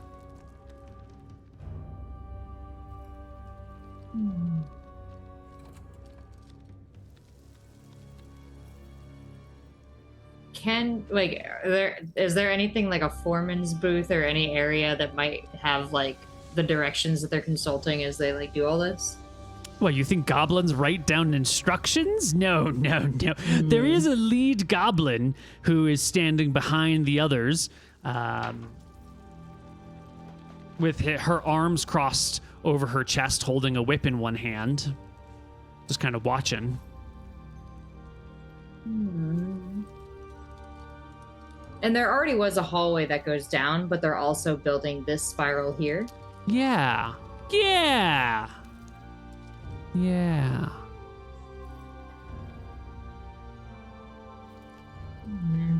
You said the foreman was a dwarf? A goblin. Huh. How do we feel about goblins? Do we have like any preconceived notions? Not really. They're other short creatures. They kind of have like a weird smell to them. But it's not like, I mean, it's not a pleasant smell. Like you ever remember when you were a kid and you went to a friend's house for the first time and their house smelled completely different towards yours and it wasn't bad, but you're like, whoa, this place is like, why does this place smell this way? It's kind of like that, except, it's like a really big cultural difference and you're not super excited about the scent of goblins. You've heard about them as sort of like creatures that like to hang out in the dark. They kind of sound a little emo and edgy. But I don't think Are you know. we under the plot of where the temple would be right now? You're outside of the city limits. Oh, we're okay.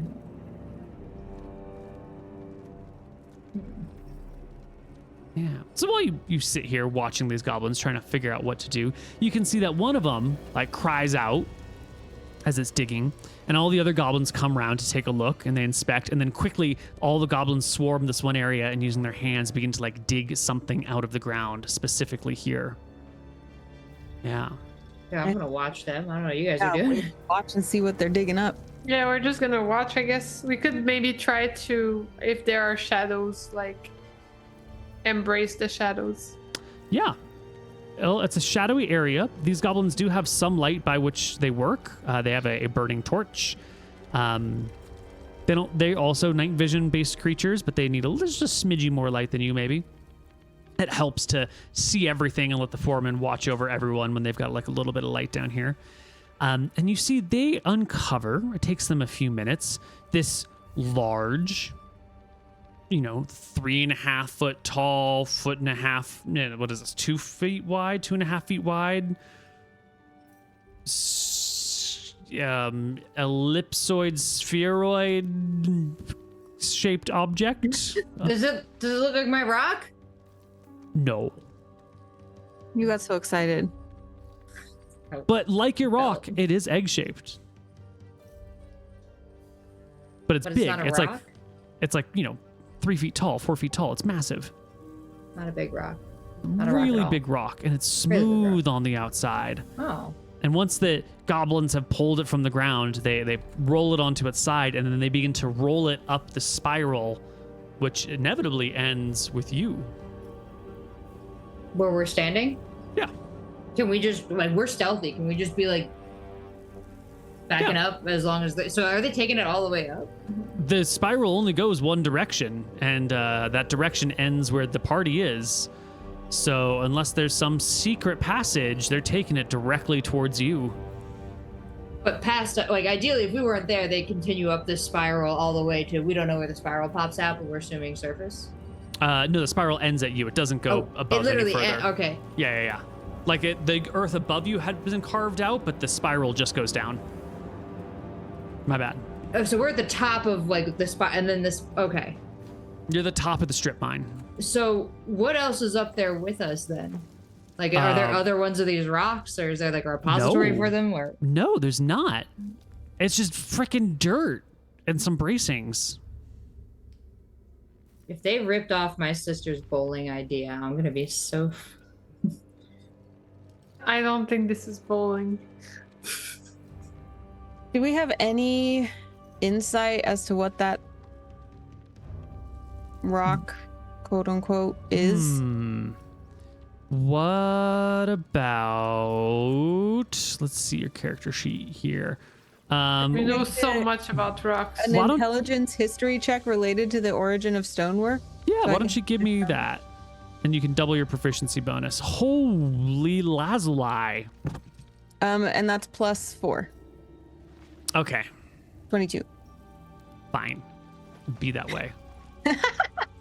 I'm sorry I'm playing the game, Neal. Whatever, nerd. Yeah. This reminds you of a story that your mother told you once, and your father was like, babe, that's a bunch of bullshit. Why would you lie to our children? Like, we don't need, we have enough fun with them as it is. We don't need to fill their head with like ridiculous stuff. But it always stuck in your head because it sounded like a cool story. And you haven't really heard about it ever since. But your mom, lovely person that she is, said not only did the god snap into existence all of reality and all of the dwarves, and she and your father were created instantaneously, but that many creatures were left buried in the earth, waiting to be uncovered, and all we needed to do was to find them.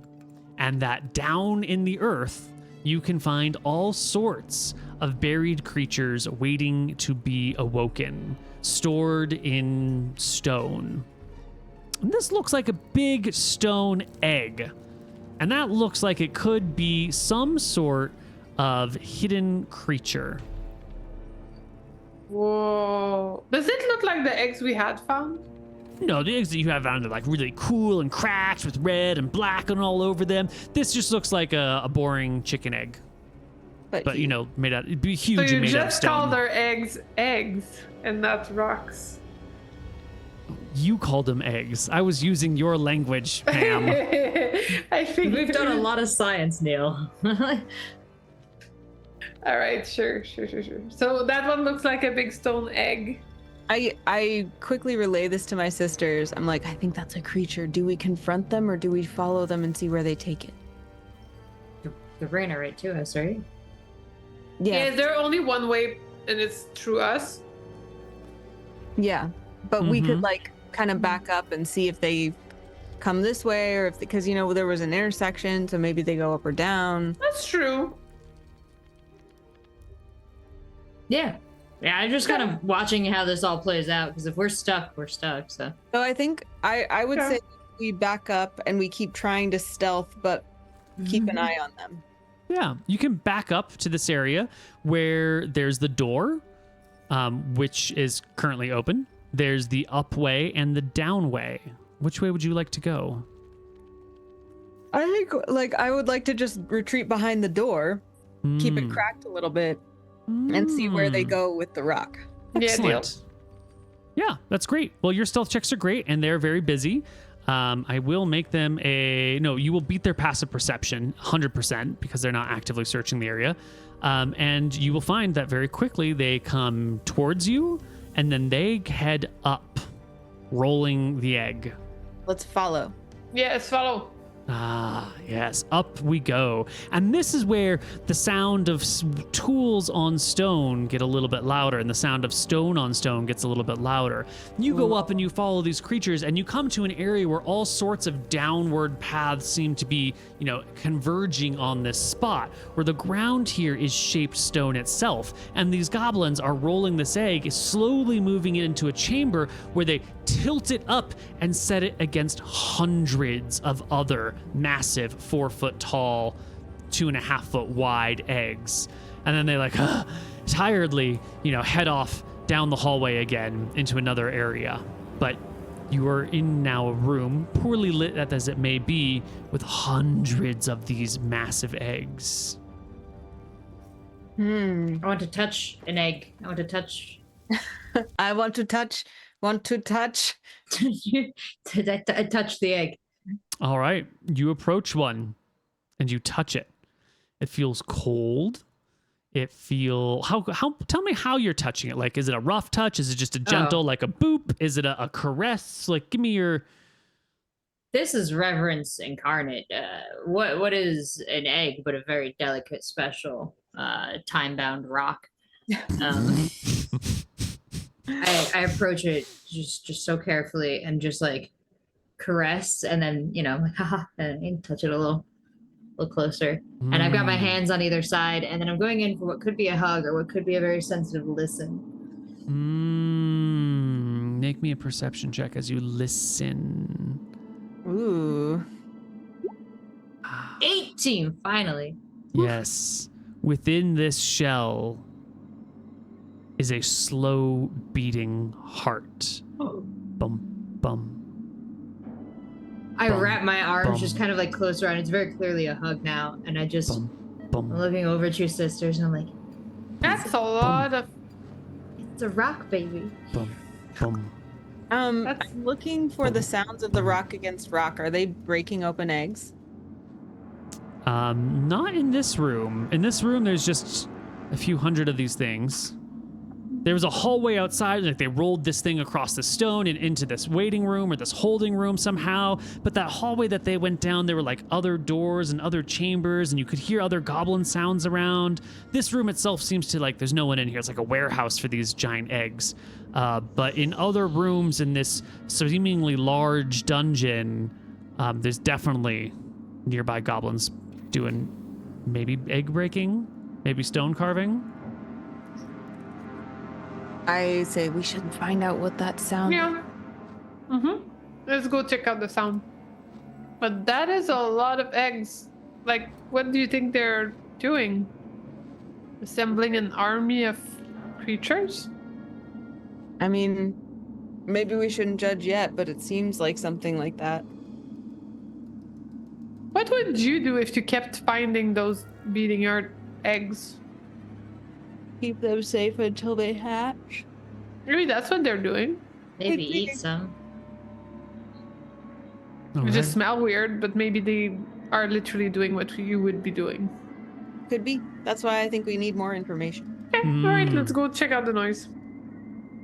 Excellent. You head down that hallway that you saw the goblins, tired from their duties, head down. And there's a couple of doors here and there. These are big doors, like double wide doors, made with wood. And you've come up a bit. You had gone down hundreds of feet below, and you've come up maybe 100 feet or so. So you must still be pretty deep within the earth. This has got to be a pretty big little dungeon here. But you come to one of these doors that is actually opened as you go to walk past it. And your pass without trace is still going on, and stealthy little Pebble in the front can poke her head around the corner and see inside. And inside are maybe 15 goblins. Some of them are seeming to sharpen some tools. Others are standing in front of one of these eggs, looking at it like a little bit worried. And there's one goblin who's got like a hammer and like a little chisel, and there's like 6 other goblins standing around with spears, like looking like they're about to maybe stab whatever is inside of this thing. And the one goblin with the hammer and chisels looking like a little worried. And you can see the like feet of 3 or 4 other goblins who aren't moving very much and have been like stacked, but most of their bodies are, most of their form is hidden by some tables, but you can just see that like there's a couple of goblins stacked over there. And the one with the hammer and the chisel like looks to the others with the spears. And the spears ones are nodding, and the one with the chisel kind of stops and then goes for and then stops. And the one who's like sharpening some tools gives like a rah, rah, rah, rah at him. And the little one goes up to it and goes crack, crack, crack, crack, crack, crack, crack, crack, and starts to like crack around the egg and begins to break it open until it splits and falls to pieces. And standing, well, huddling, fetal position, holding its knees before the goblins, is a very dwarf-like creature who's just kind of sitting there and starts to like blink his eyes and kind of shiver and run his hands against his arms, and then begins to stand up and look around. And the spear goblins go, oh, like a big sigh of relief, and then like begin to use the points of the spears and like yell, not yell, but rah, rah, rah, rah, rah, direct the dwarf-like creature who's looking around very confused and not sure what's happening as these goblins are sort of prodding and poking him down a hallway, or Do we through another recognize room. the dwarf-like thing? The thing just hatched? I don't think so. Is Dwarf-like. there any way to follow without being noticed? You would have to walk past the goblin who's sharpening these tools. We are very sneaky. I could cast darkness. I mean, it's suspicious, but Magical Well, we darkness already have appearing out of the Pass middle of Without Trace, nowhere. though. could cast Yeah. silence. Pass without trace is pretty good. You would have to like walk right in front of him in an otherwise empty room. If you could find some way to distract him, Yeah, then that's what I I'm could getting. Throw a rock justify. out in the hallway? You could try it. I have minor illusion. Yeah. Ooh. And That sounds better. I'm going to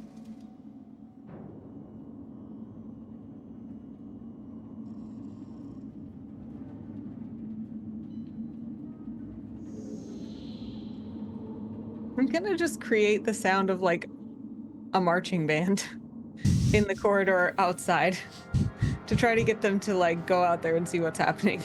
All right. Well, I think that gives you enough cover for the party to like hide down the left side of the passage while you make the sound of a marching band coming from the right side of the passage, and that surely will draw the attention of the goblin. And I will need everybody in the party to make me another stealth check against the goblin's passive perception. You get yours at +10 because of Pass Without Trace. Natural 1. It had to happen. I know. I got a 20 at the beginning, and so I also was like, she can't roll again. That's it. This is it for today. Well, like a marching band. Yeah. I think what happens here, because Minor Illusion doesn't have verbal. It's just somatic and material. How do I justify natural 1 here? I think the goblin, hears the marching band and just does like he checks both ways. He looks both ways before he crosses the street because he's, been well brought up. And as he looks to the right, Lazuli, despite your great stealth, look at your token. You're a brightly colored dwarf, You're a bard by trade. You looking. The dwarf notices the shadows are looking pretty good right now, and pauses. Not dwarf. The goblin pauses to take a look at the shadows and looks back towards the marching band, and then looks back. He doesn't see the marching, and then he looks back towards this creature that's standing here with the musical instrument and goes, "Wah!" Freshly hatched dwarf. All Are there good. any like egg shards near me? Probably on the ground, I would expect. Yeah. Okay, so I kind of like shuffle in the shards and look around confused, like I just hatched. Oh, can I Barks. help her with that? By like, if we're missing shards, I also have minor illusions, so I could like, make this more. Or I'm trying to make this look realistic. But like, we just saw a hatching. This is like, the only dwarf in the room, right, Neal? Yeah. All right, while Yeah. he's watching these two, I bash it in the head. Whap!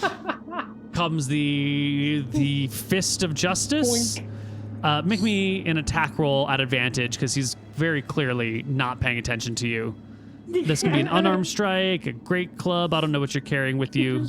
Watching two hot dwarves be like, "No, sis, more eggshells." And meanwhile, we just hatched. bam. Do it again. That'll First one. that'll do it. Click on the Great Club text so we can go for damage. Minimal damage. Let's roll our goblin's HP. 3 HP. Our goblin is conked on the head and slumps to the ground to sleep it off. Well, that also does it. Good job, Boldara. I would like to take the card and pick it back up and kind of lean it as best it can as if it were still at work on Oh, it's back like on over the sharpening stone. Like he fell asleep. Yeah. Maybe All like something that could have fallen on his head. Like if there's a boulder or something, put it next to it. Like just a chunk of stone is right there. Like we're painting a picture. Yeah. Visual storytelling. Yeah. It's And not us. They took the other newly hatched dwarf.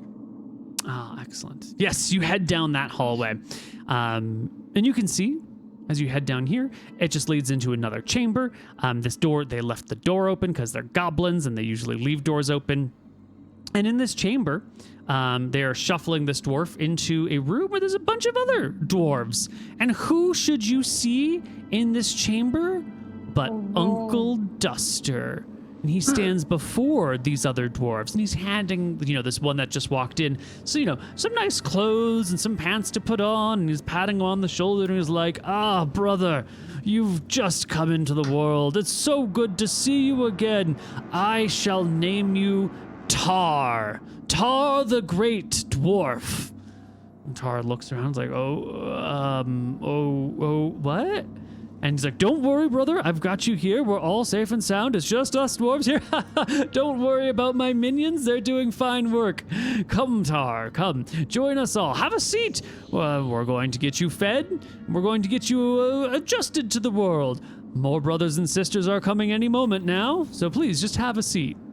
And I think the goblins, having delivered the dwarf, are going to come back the same way they came, which unfortunately is your hallway. Trying to hide, or at this point, And if you could just bunk them again. You could say hi to Uncle Duster. that's what I'm saying. I think we just walk in. So we I guess we could just show up and see if they want to attack us or not. Like, you could just walk past them and go to the dwarf. If we look convinced enough, maybe they won't question it. Yeah, you know how you just, if you look like you know where you're going, no one's... Yeah. Why don't we just act like this is what we're supposed to do and see what happens? Yeah. And just greet him. All right. Yeah, just like a nod, like a nudge, we're good. Well, and we're talking Uncle. over their head to their in charge guy. We're like, "Oh, hey, Uncle Duster." And so the goblins what could the goblins be mad Start about? coming down the hallway, and someone just yells over the goblins' heads, "Hey, Uncle Duster, is that you?" Yeah. But we're walking. They were in. They're coming back out. Uncle Duster, we could still see him, right? Yeah, you can still see him. The goblins are a little confused as they see you. They pause in the hallway and look at you and go, "What?" We nod at them and we just carry on. Yeah, you walk Uncle Duster. past them, and they just kind of watch you walk past, looking very confused, but not doing anything about it. It's not their business. Yeah, and then Duster will see you as you enter the room, and they'll look and be like, and his look goes from like, "What?" to concern, to surprise, to like, "Fuck," to like, "Gosh, God's darn it."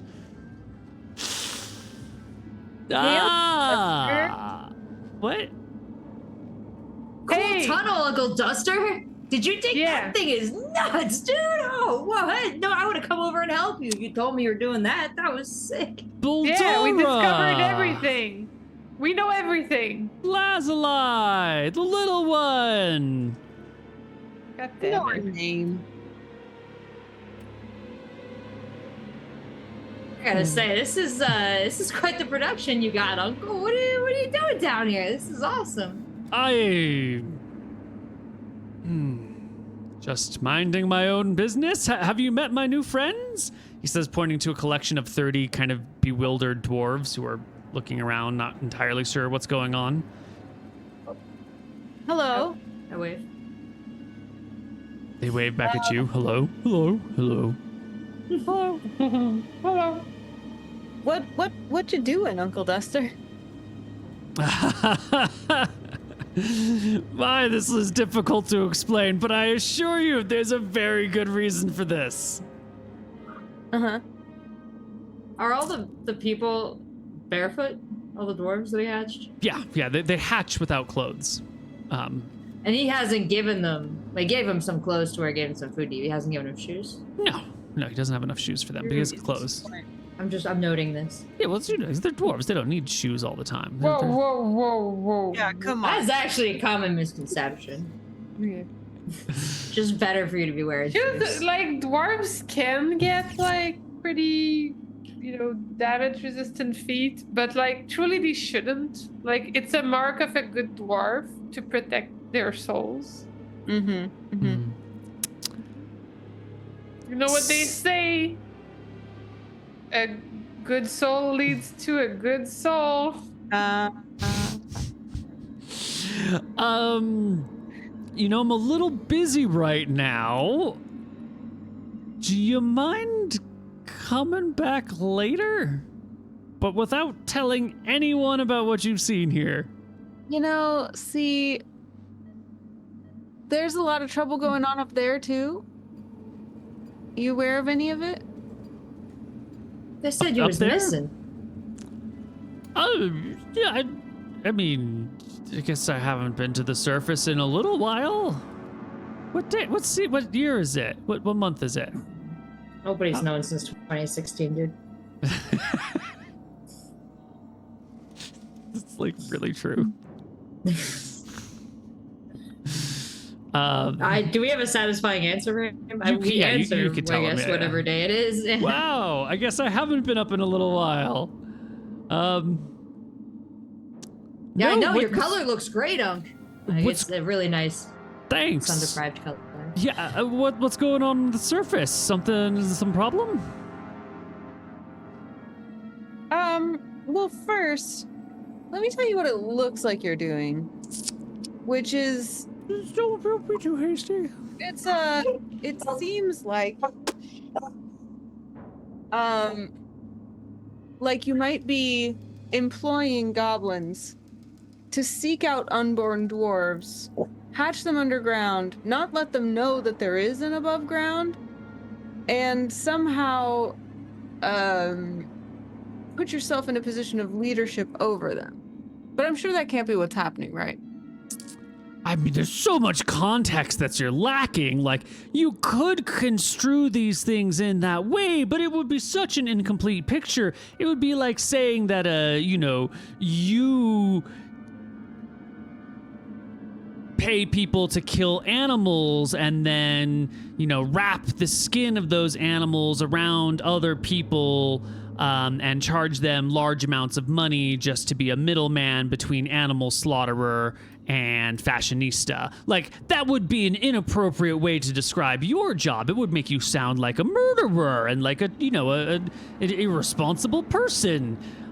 Similarly, the way you've described me is technically accurate in some capacity, but definitely is missing so much important context that really redefines. And are you buying any of this?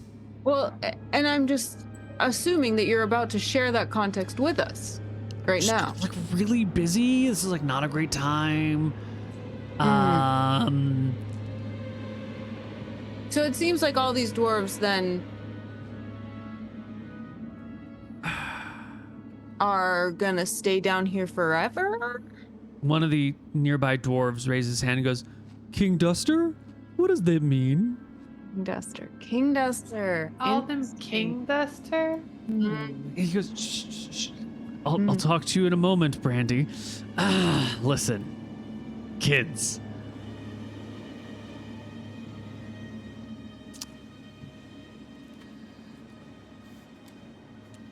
I didn't think you were going to listen. I didn't have anything to say. I think you have to let these dwarves go and live their holy lives wherever they please. Of course, I'm helping them. They're trapped beneath the earth. We're getting them together. They can live with their friends and their cousins, their brothers and sisters. It's gonna be great. Certainly, maybe they want life down here with you in this tunnel underneath your house that is an infinitesimal part of the entire whole world that is above us. Maybe that is what they want. But, maybe they want other things too. I say this loud enough for them to hear, obviously. Maybe they want to meet our cats. Or the gods. Are they all dwarves? In this room, they're all dwarves. In this room. And so in these tunnels, there are a ton of dwarvish eggs. Be like, yeah, I would want to ask, how do you know it's dwarves in all those eggs? Oh, it's not. Yeah, Oh no, sometimes it's tell real us more, scary. Uncle Duster. I mean, there's all sorts of monsters. Really, I'm saving the city from any accidental excavations that could produce these terrible things. This area happens to be very rich in these deposits, and our cousins over here, just like us, could use some liberation from their earthly chambers. Certainly. By a self-styled king, such as yourself. I mean, I never called myself that. That was just a word they picked up somewhere. I don't know where they got it. Listen, my sister knows a lot about styling kings, and I think if she accuses you of such a thing, it's not to be taken lightly. Okay, so where are we? We are in the greatest potential future city of all time. It's got the greatest name. You're not even gonna be able to guess it. It's gonna be so good. Is it the Ram Spiral? Not that piece of crap backwater. They don't have any taste down there. No. Duster. No. You're keeping us in suspense. Yeah, this- Rockleton. What? Rockleton. Rockleton. Rockleton. You were looking a lot less excited than I was hoping for. Talk to me about your process with Rockleton. Well, I mean, it rocks your socks off. Eh? Oh my God! Did you not? What did your sense of humor die with your parents? What's wrong with you kids? No, I feel extremely concerned because you're talking about lack of socks. I can see lack of shoes in here, Uncle. You know, you're it's right. one thing. It's They one thing need to drag shoes. souls unwilling and screaming into this horrid earth and existence, but it's another thing to leave them unshoed. Well, what about if you Unshoed. unshod? I believe is what it is. Unshod. What? I'm not the smart one. I have I put it in dexterity. How would you feel about being my official cobblers? I have hundreds of prospective feet to hundreds of prospective feet that need shoes. Who's paying for these shoes? Well, I will, of course. This We is should all have. strange. This is not what we came here to find out. No, this is No, don't way worry, beyond what I ever imagined. There's lots of money. Don't worry about the money. I'll take care of it. It's easy peasy, lemon squeezy. All right. Well, you know how you were on the city council? Yeah. Did you quit the city council? Did it what? Did you quit the city council? No. Some new Kinda stopped people going. showed up and had a great plan, and I just let them do it. Okay. And then you were like, I'm going to start Rockleton. Well, Rockleton was already underway. We'd already been going at this, and I was having to manage city council and having to manage this, and then it was kind of like, hey, what if someone else took all the boring stuff, and I could come down here and do this thing, and look, we're gonna get rich. You're gonna help me too. We're all gonna get rich together. It's gonna be great. Family. We already have a city And a thriving business. and royalty. Yeah, like legitimate royalty. And I'm about to become a holy deity ambassador. Well, it sounds like your lives are going great. It's been so good to see you. Do you need help finding the exit? Yeah, do any dwarves here also need help finding the exit, or What's an exit? it's a way to leave this place and be in another place, because there are in fact other places besides Can this we one. see other places? And Duster's like, of course you can see other places, but right now we gotta wait for the group to get together, and then we'll all go together. It was one, it was uncomfortable when you were woken up. Wouldn't it be more comfortable? It was nice when there were other dwarves around. We gotta wait for the others to get woke. Oh, yeah, okay. I like helping others. Okay. It's like a whole thing.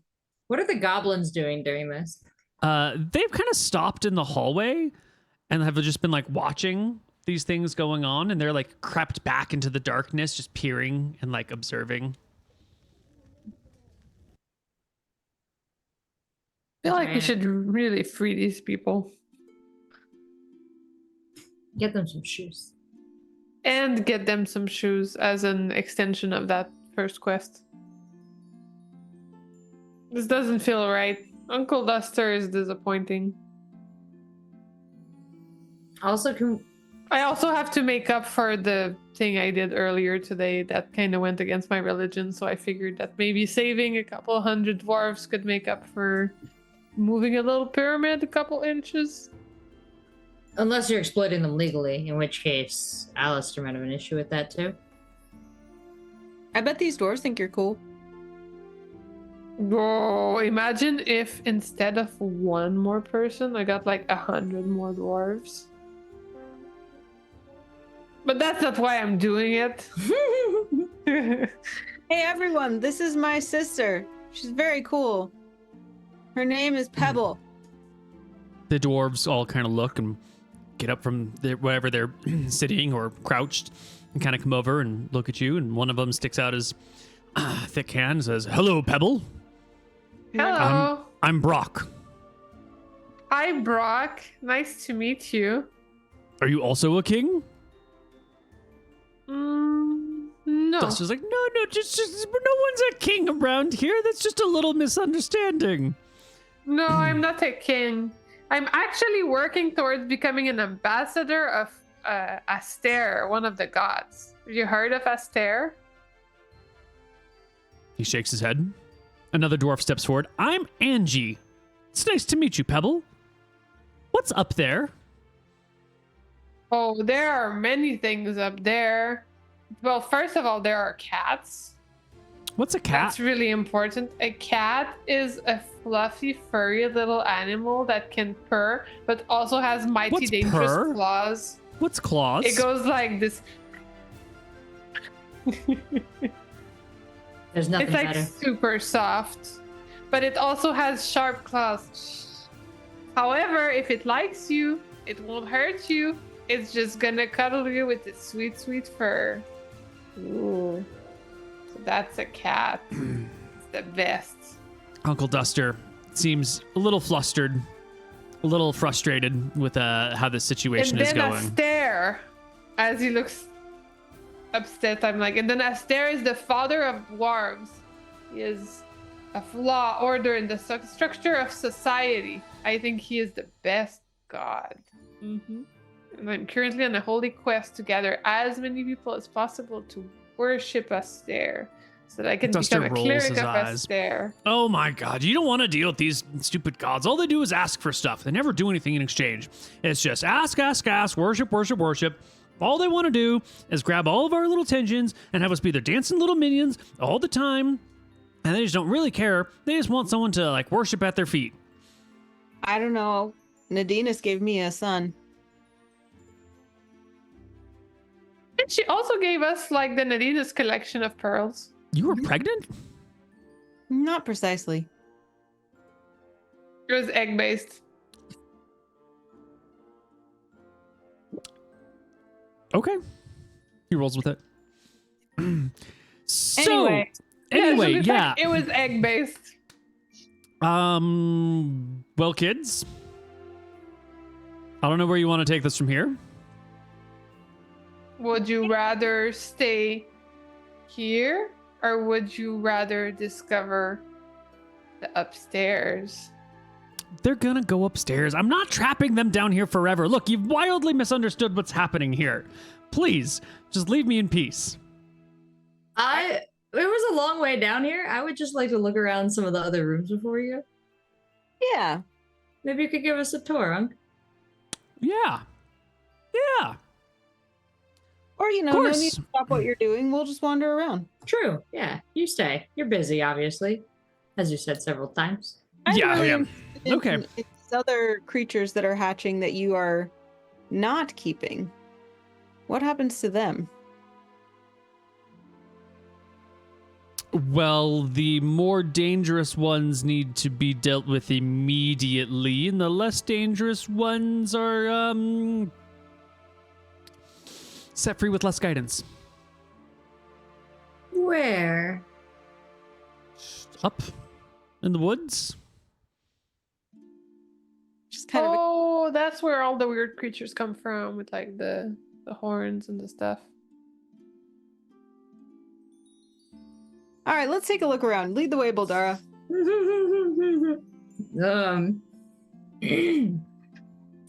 Do any of us speak Goblin?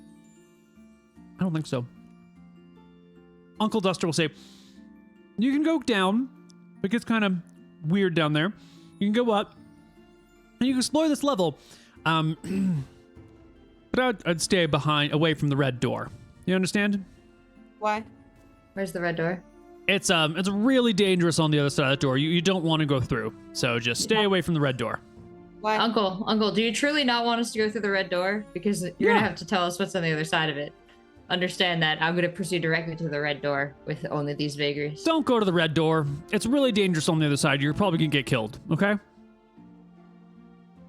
All right, seems like you're going to be vague about it, so we're just going to go through it. Yeah, we go to the red door. That's gonna get you killed. All right. Nope, you can hold wander on. around until you find a red door. Eventually, you will find it.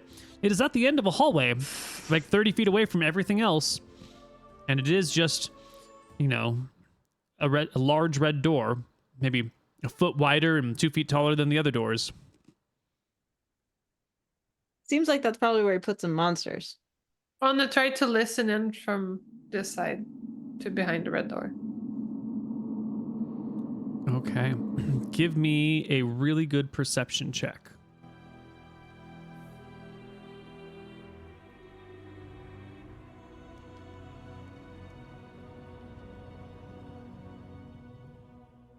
It's pretty quiet. Terrible. Seems empty. Can we peek under the door? Like how tight it? No. No. Can we stick anything under the door and see if it comes back mangled? What do you have that you could stick under the door? We have the stiff leather of the strap of our boulder holders. Yeah, you could do that. Oh, that's a big sacrifice, but okay. Well, it's the most like flesh-like thing I have that is me, because I've just been wearing it across, the boulder Yeah, holder area. fair It's enough. just leather soaking in sweat, so I'm gonna unbuckle that one. Yeah, stick it into the door like a cat toy. Yeah. Well, stick it under the door. How long do you leave Yeah. it there? I stick it under, I wiggle it around, and then I listen. Seems fine.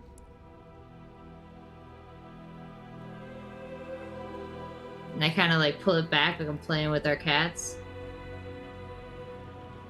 Nothing seems to happen. Seems fine. I'm gonna show my sisters. You can hear the sound of many goblin feet behind you as like tools are discarded and goblins are moving. They're coming towards us No, down the Yes. hallway. you hear the sound of like flat feet slapping on stone. No one's coming Leaving or towards you. coming? Your vision's bad. You only got like 60 feet of infravision, so they're more than 60 feet from you. You can hear their sounds, but they're just off in the darkness. And we're at the end of a long hallway. Mm-hmm. We're not at the apex or the bottom of anything. It's just like a random left turn on a random level. Yeah, on this level, there seems to be a main path, and there was like some warehouses on one side, and there were some trails that led up on the other side. But at the end of this main path is this red door, and back down this path, like was where you found the warehouse room, and also on the other side of that was where they were breaking open some eggs, and so you had like left the room, the what do you call it, the awakening room or the facilitation room, the onboarding room, and then went back into the main hallway and kind of looked around until you found the red door at the end of it. So either he is telling the truth, is very dangerous behind that red door, or the most interesting secret of it all about this whole underground place lies behind this door. My guess is he's put some monsters in there. So you think he's telling the truth? No. I think that he is telling the truth about it being dangerous. Yeah. But that will die? Is it also just like, if this is some weird spawning into life thing, is there a weird despawning thing? Is this the door at the end of the good place? Oh. If only we could send someone else to go check, but that feels pretty immoral.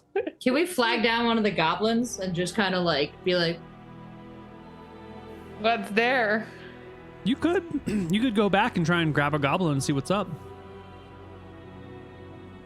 I would proceed back down. Like if we heard them like moving at all, I want to proceed Yeah. back down Okay, the go hallway for and it. just kind of like see what they're all up to, Yeah. and then flag down the nearest one and be like, what the hell? Yeah, you can see goblins are coming up from the layers below, and they all seem to be headed towards the surface. Like, all the goblins that are below must be coming up, and they're just kind of like a little walking line of them, and every now and then as they come past you, new ones will be like, what the fuck are these things happening? But they just keep heading for the surface. I'm gonna grab one out of the line and pull him into the hallway with us and point him at the door.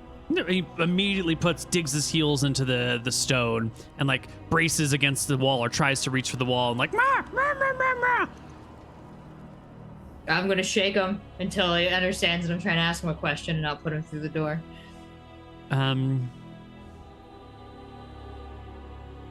He seems terrified that you're trying to push him down that hallway.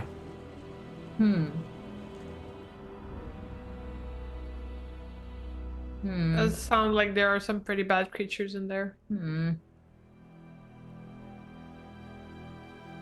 I mean, I feel like Uncle Duster's playing God, choosing which creatures are dangerous and which are not, and which he's going to keep and which he's going to become the king of. So So what if we just open the door and run? it does a lot of damage to a lot of people that way, though. Do we have any mirrors? Can we open the door and like peep in and shut it? You do not have any mirrors. Should we look around more and see what else we can find before we do this? Sure. We scanned the whole thing, Neal. Do we find anything more that's relevant or interesting? You searching this floor only, you find the room, a couple of rooms with multiple rooms that have all these large eggs. There only seems to be two, what I'm going to call like awakening rooms where eggs are being cracked and then shells are kind of like scattered around. And then like one area where all the swept shells, which are, stone themselves, are being moved into. There's a small little kitchen where food is cooked. There's a little, what do you call it?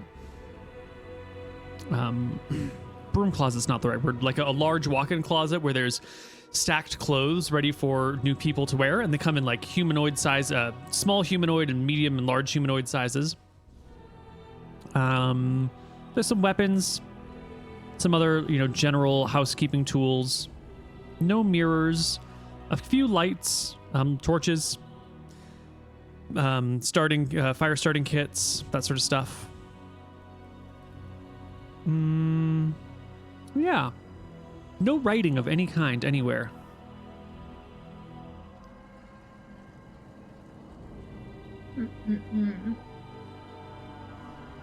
I am really curious what's behind that door, but also the scheme seems like a dead end for our original mission.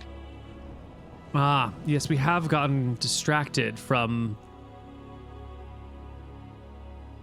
the pyramid and your eviction. Seems like it's possible that maybe we want to deal with this later. Well, I do want to But- know, with all the dwarves or all the goblins leaving right now, is there some sense that there has been a call for quitting time, or do we have any sense of time where we'd be like, oh yeah, obviously it's 5 o'clock, or has us us going to the door precipitated their leaving? That's a very good point. It seems unusual that all the goblins are moving right now. There must have been some sort of prearranged sign or symbol or something to move that many people that orderly and that quickly. But you didn't see it. or hear it or know of it.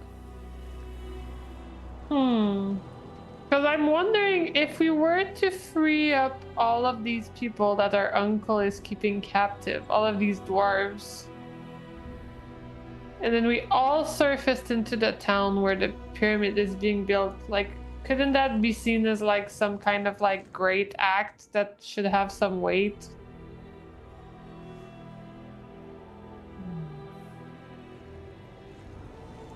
I feel like it just shows again that we're kind of a little holy. Feels like a lot of good revolves around this. Well, we are at the end of our playtime, so we're not going to get to see what's behind that door today. There's not enough time. But we can pick a generalized direction and leave it here, knowing that we're not going to be back to play again for quite some time. So, how do we want to leave off for the foreseeable future? You guys want to open the door? I think I would choose to come back later with better tools, or to force Uncle Duster to tell us more. I would want to force Uncle Duster to reveal what's behind the door, because that little goblin freaking out confirmed it's something terrible. But I wouldn't leave like days pass and just leave this quest on the side, because like these people are kind of captive. Our uncle knows that we know. I feel like he's not just gonna keep going like this. Yeah, I think we probably berate Uncle Duster into telling us what's actually behind the door. Well, you go back to the spot where he was with those other dwarves, and then they're gone. He's left with them, and he's taken them somewhere. Probably up, considering that's where all the goblins are going, unless he told them to go up, well, so he could go down or something like that. But he has escaped while you have been exploring this lair. So he left and the dwarves are going upstairs? The goblins, yeah. The goblins. Yeah. Where are the dwarves? They went with Uncle Duster. They must have gone with him, because they're not there either. Should not have left him with the dwarves. So we can end with you exploring where he might have gone and trying to track him down. We can end by going into the door, or we can end by retracing our steps, leaving this quest line behind for the time and trying to deal with the things in the city.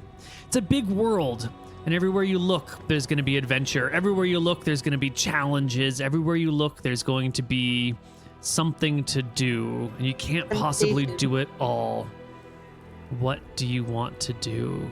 I think it should be up to Jen, because it's her special time. I would track down Duster. I don't think we can just let him. Like, he has too much information now. He knows we know. He's gone into hiding. This is no bueno. This is no bueno. All right. We're going to go find Uncle Duster and get to the bottom of what he's doing, leaving the red door behind because it looks maybe actually quite dangerous. Okay. Well, that is going to be it for City Dwarves for a while. Until Jen's baby wants to play D&D. Yeah. Yeah. I'm on it. Immediately. Excellent. It's never too early to start them. Yes. We'll get them some dice. Do you know?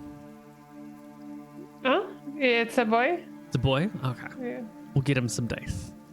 Yeah.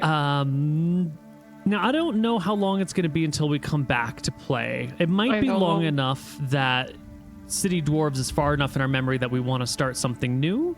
Or it might be soon enough that we want to pick up these storylines where we left off.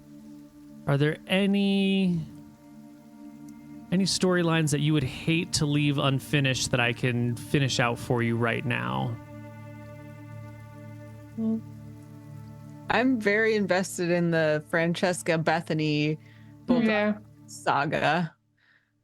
Although, if we come back and revisit this at another time, would we still be maybe in the same world? Could we read about the exploits of our early Yes. If we come back, dwarves? If we come back but don't do city dwarves because it's been so long we can't remember what we're doing, yes, we can talk about it that way. But I have a feeling that we will be back before. I think it won't be that long, right? Okay, great. I didn't want to assume anyone's schedule, but I did want to give people some closure if it was going to be a while. If it's like we know it's not gonna come back, at that point maybe we can find some time to do like finish all the A quick wrapper. That's true. Okay. Yeah, I think that's fair. Cool. Okay. I'll ping you all. If we haven't talked, I'll ping you all in the new year. Yeah, but we could we'll do it in our secret group chat, but I think we could list the storylines that we care about, at least so that we can have this like fresh in our mind. So like I agree, the Bethany Francesca storyline's interesting to me. I'd love to know what happens with the town we founded in the mountains. And I want to defeat the Cobblers Guild. Yeah, and what happens with the freaking I want to defeat them. We have much to discuss. We're not ready to wrap up Okay. yet. Sorry. All roads lead back to Francesca. Baldara's one true love. Because you know that's how this works, right, Baldara? You know that you're actually meant to be with Francesca. She's just the same as you. You're two sides of the same coin, and it's the, enemies at first, but really they've just been hot for each other the whole time. That's where we're going. Enemies to lovers trope. I don't know if I'm ready for these twists and turns. All right. We'll see you next time on City Dwarves. Good night. Bye.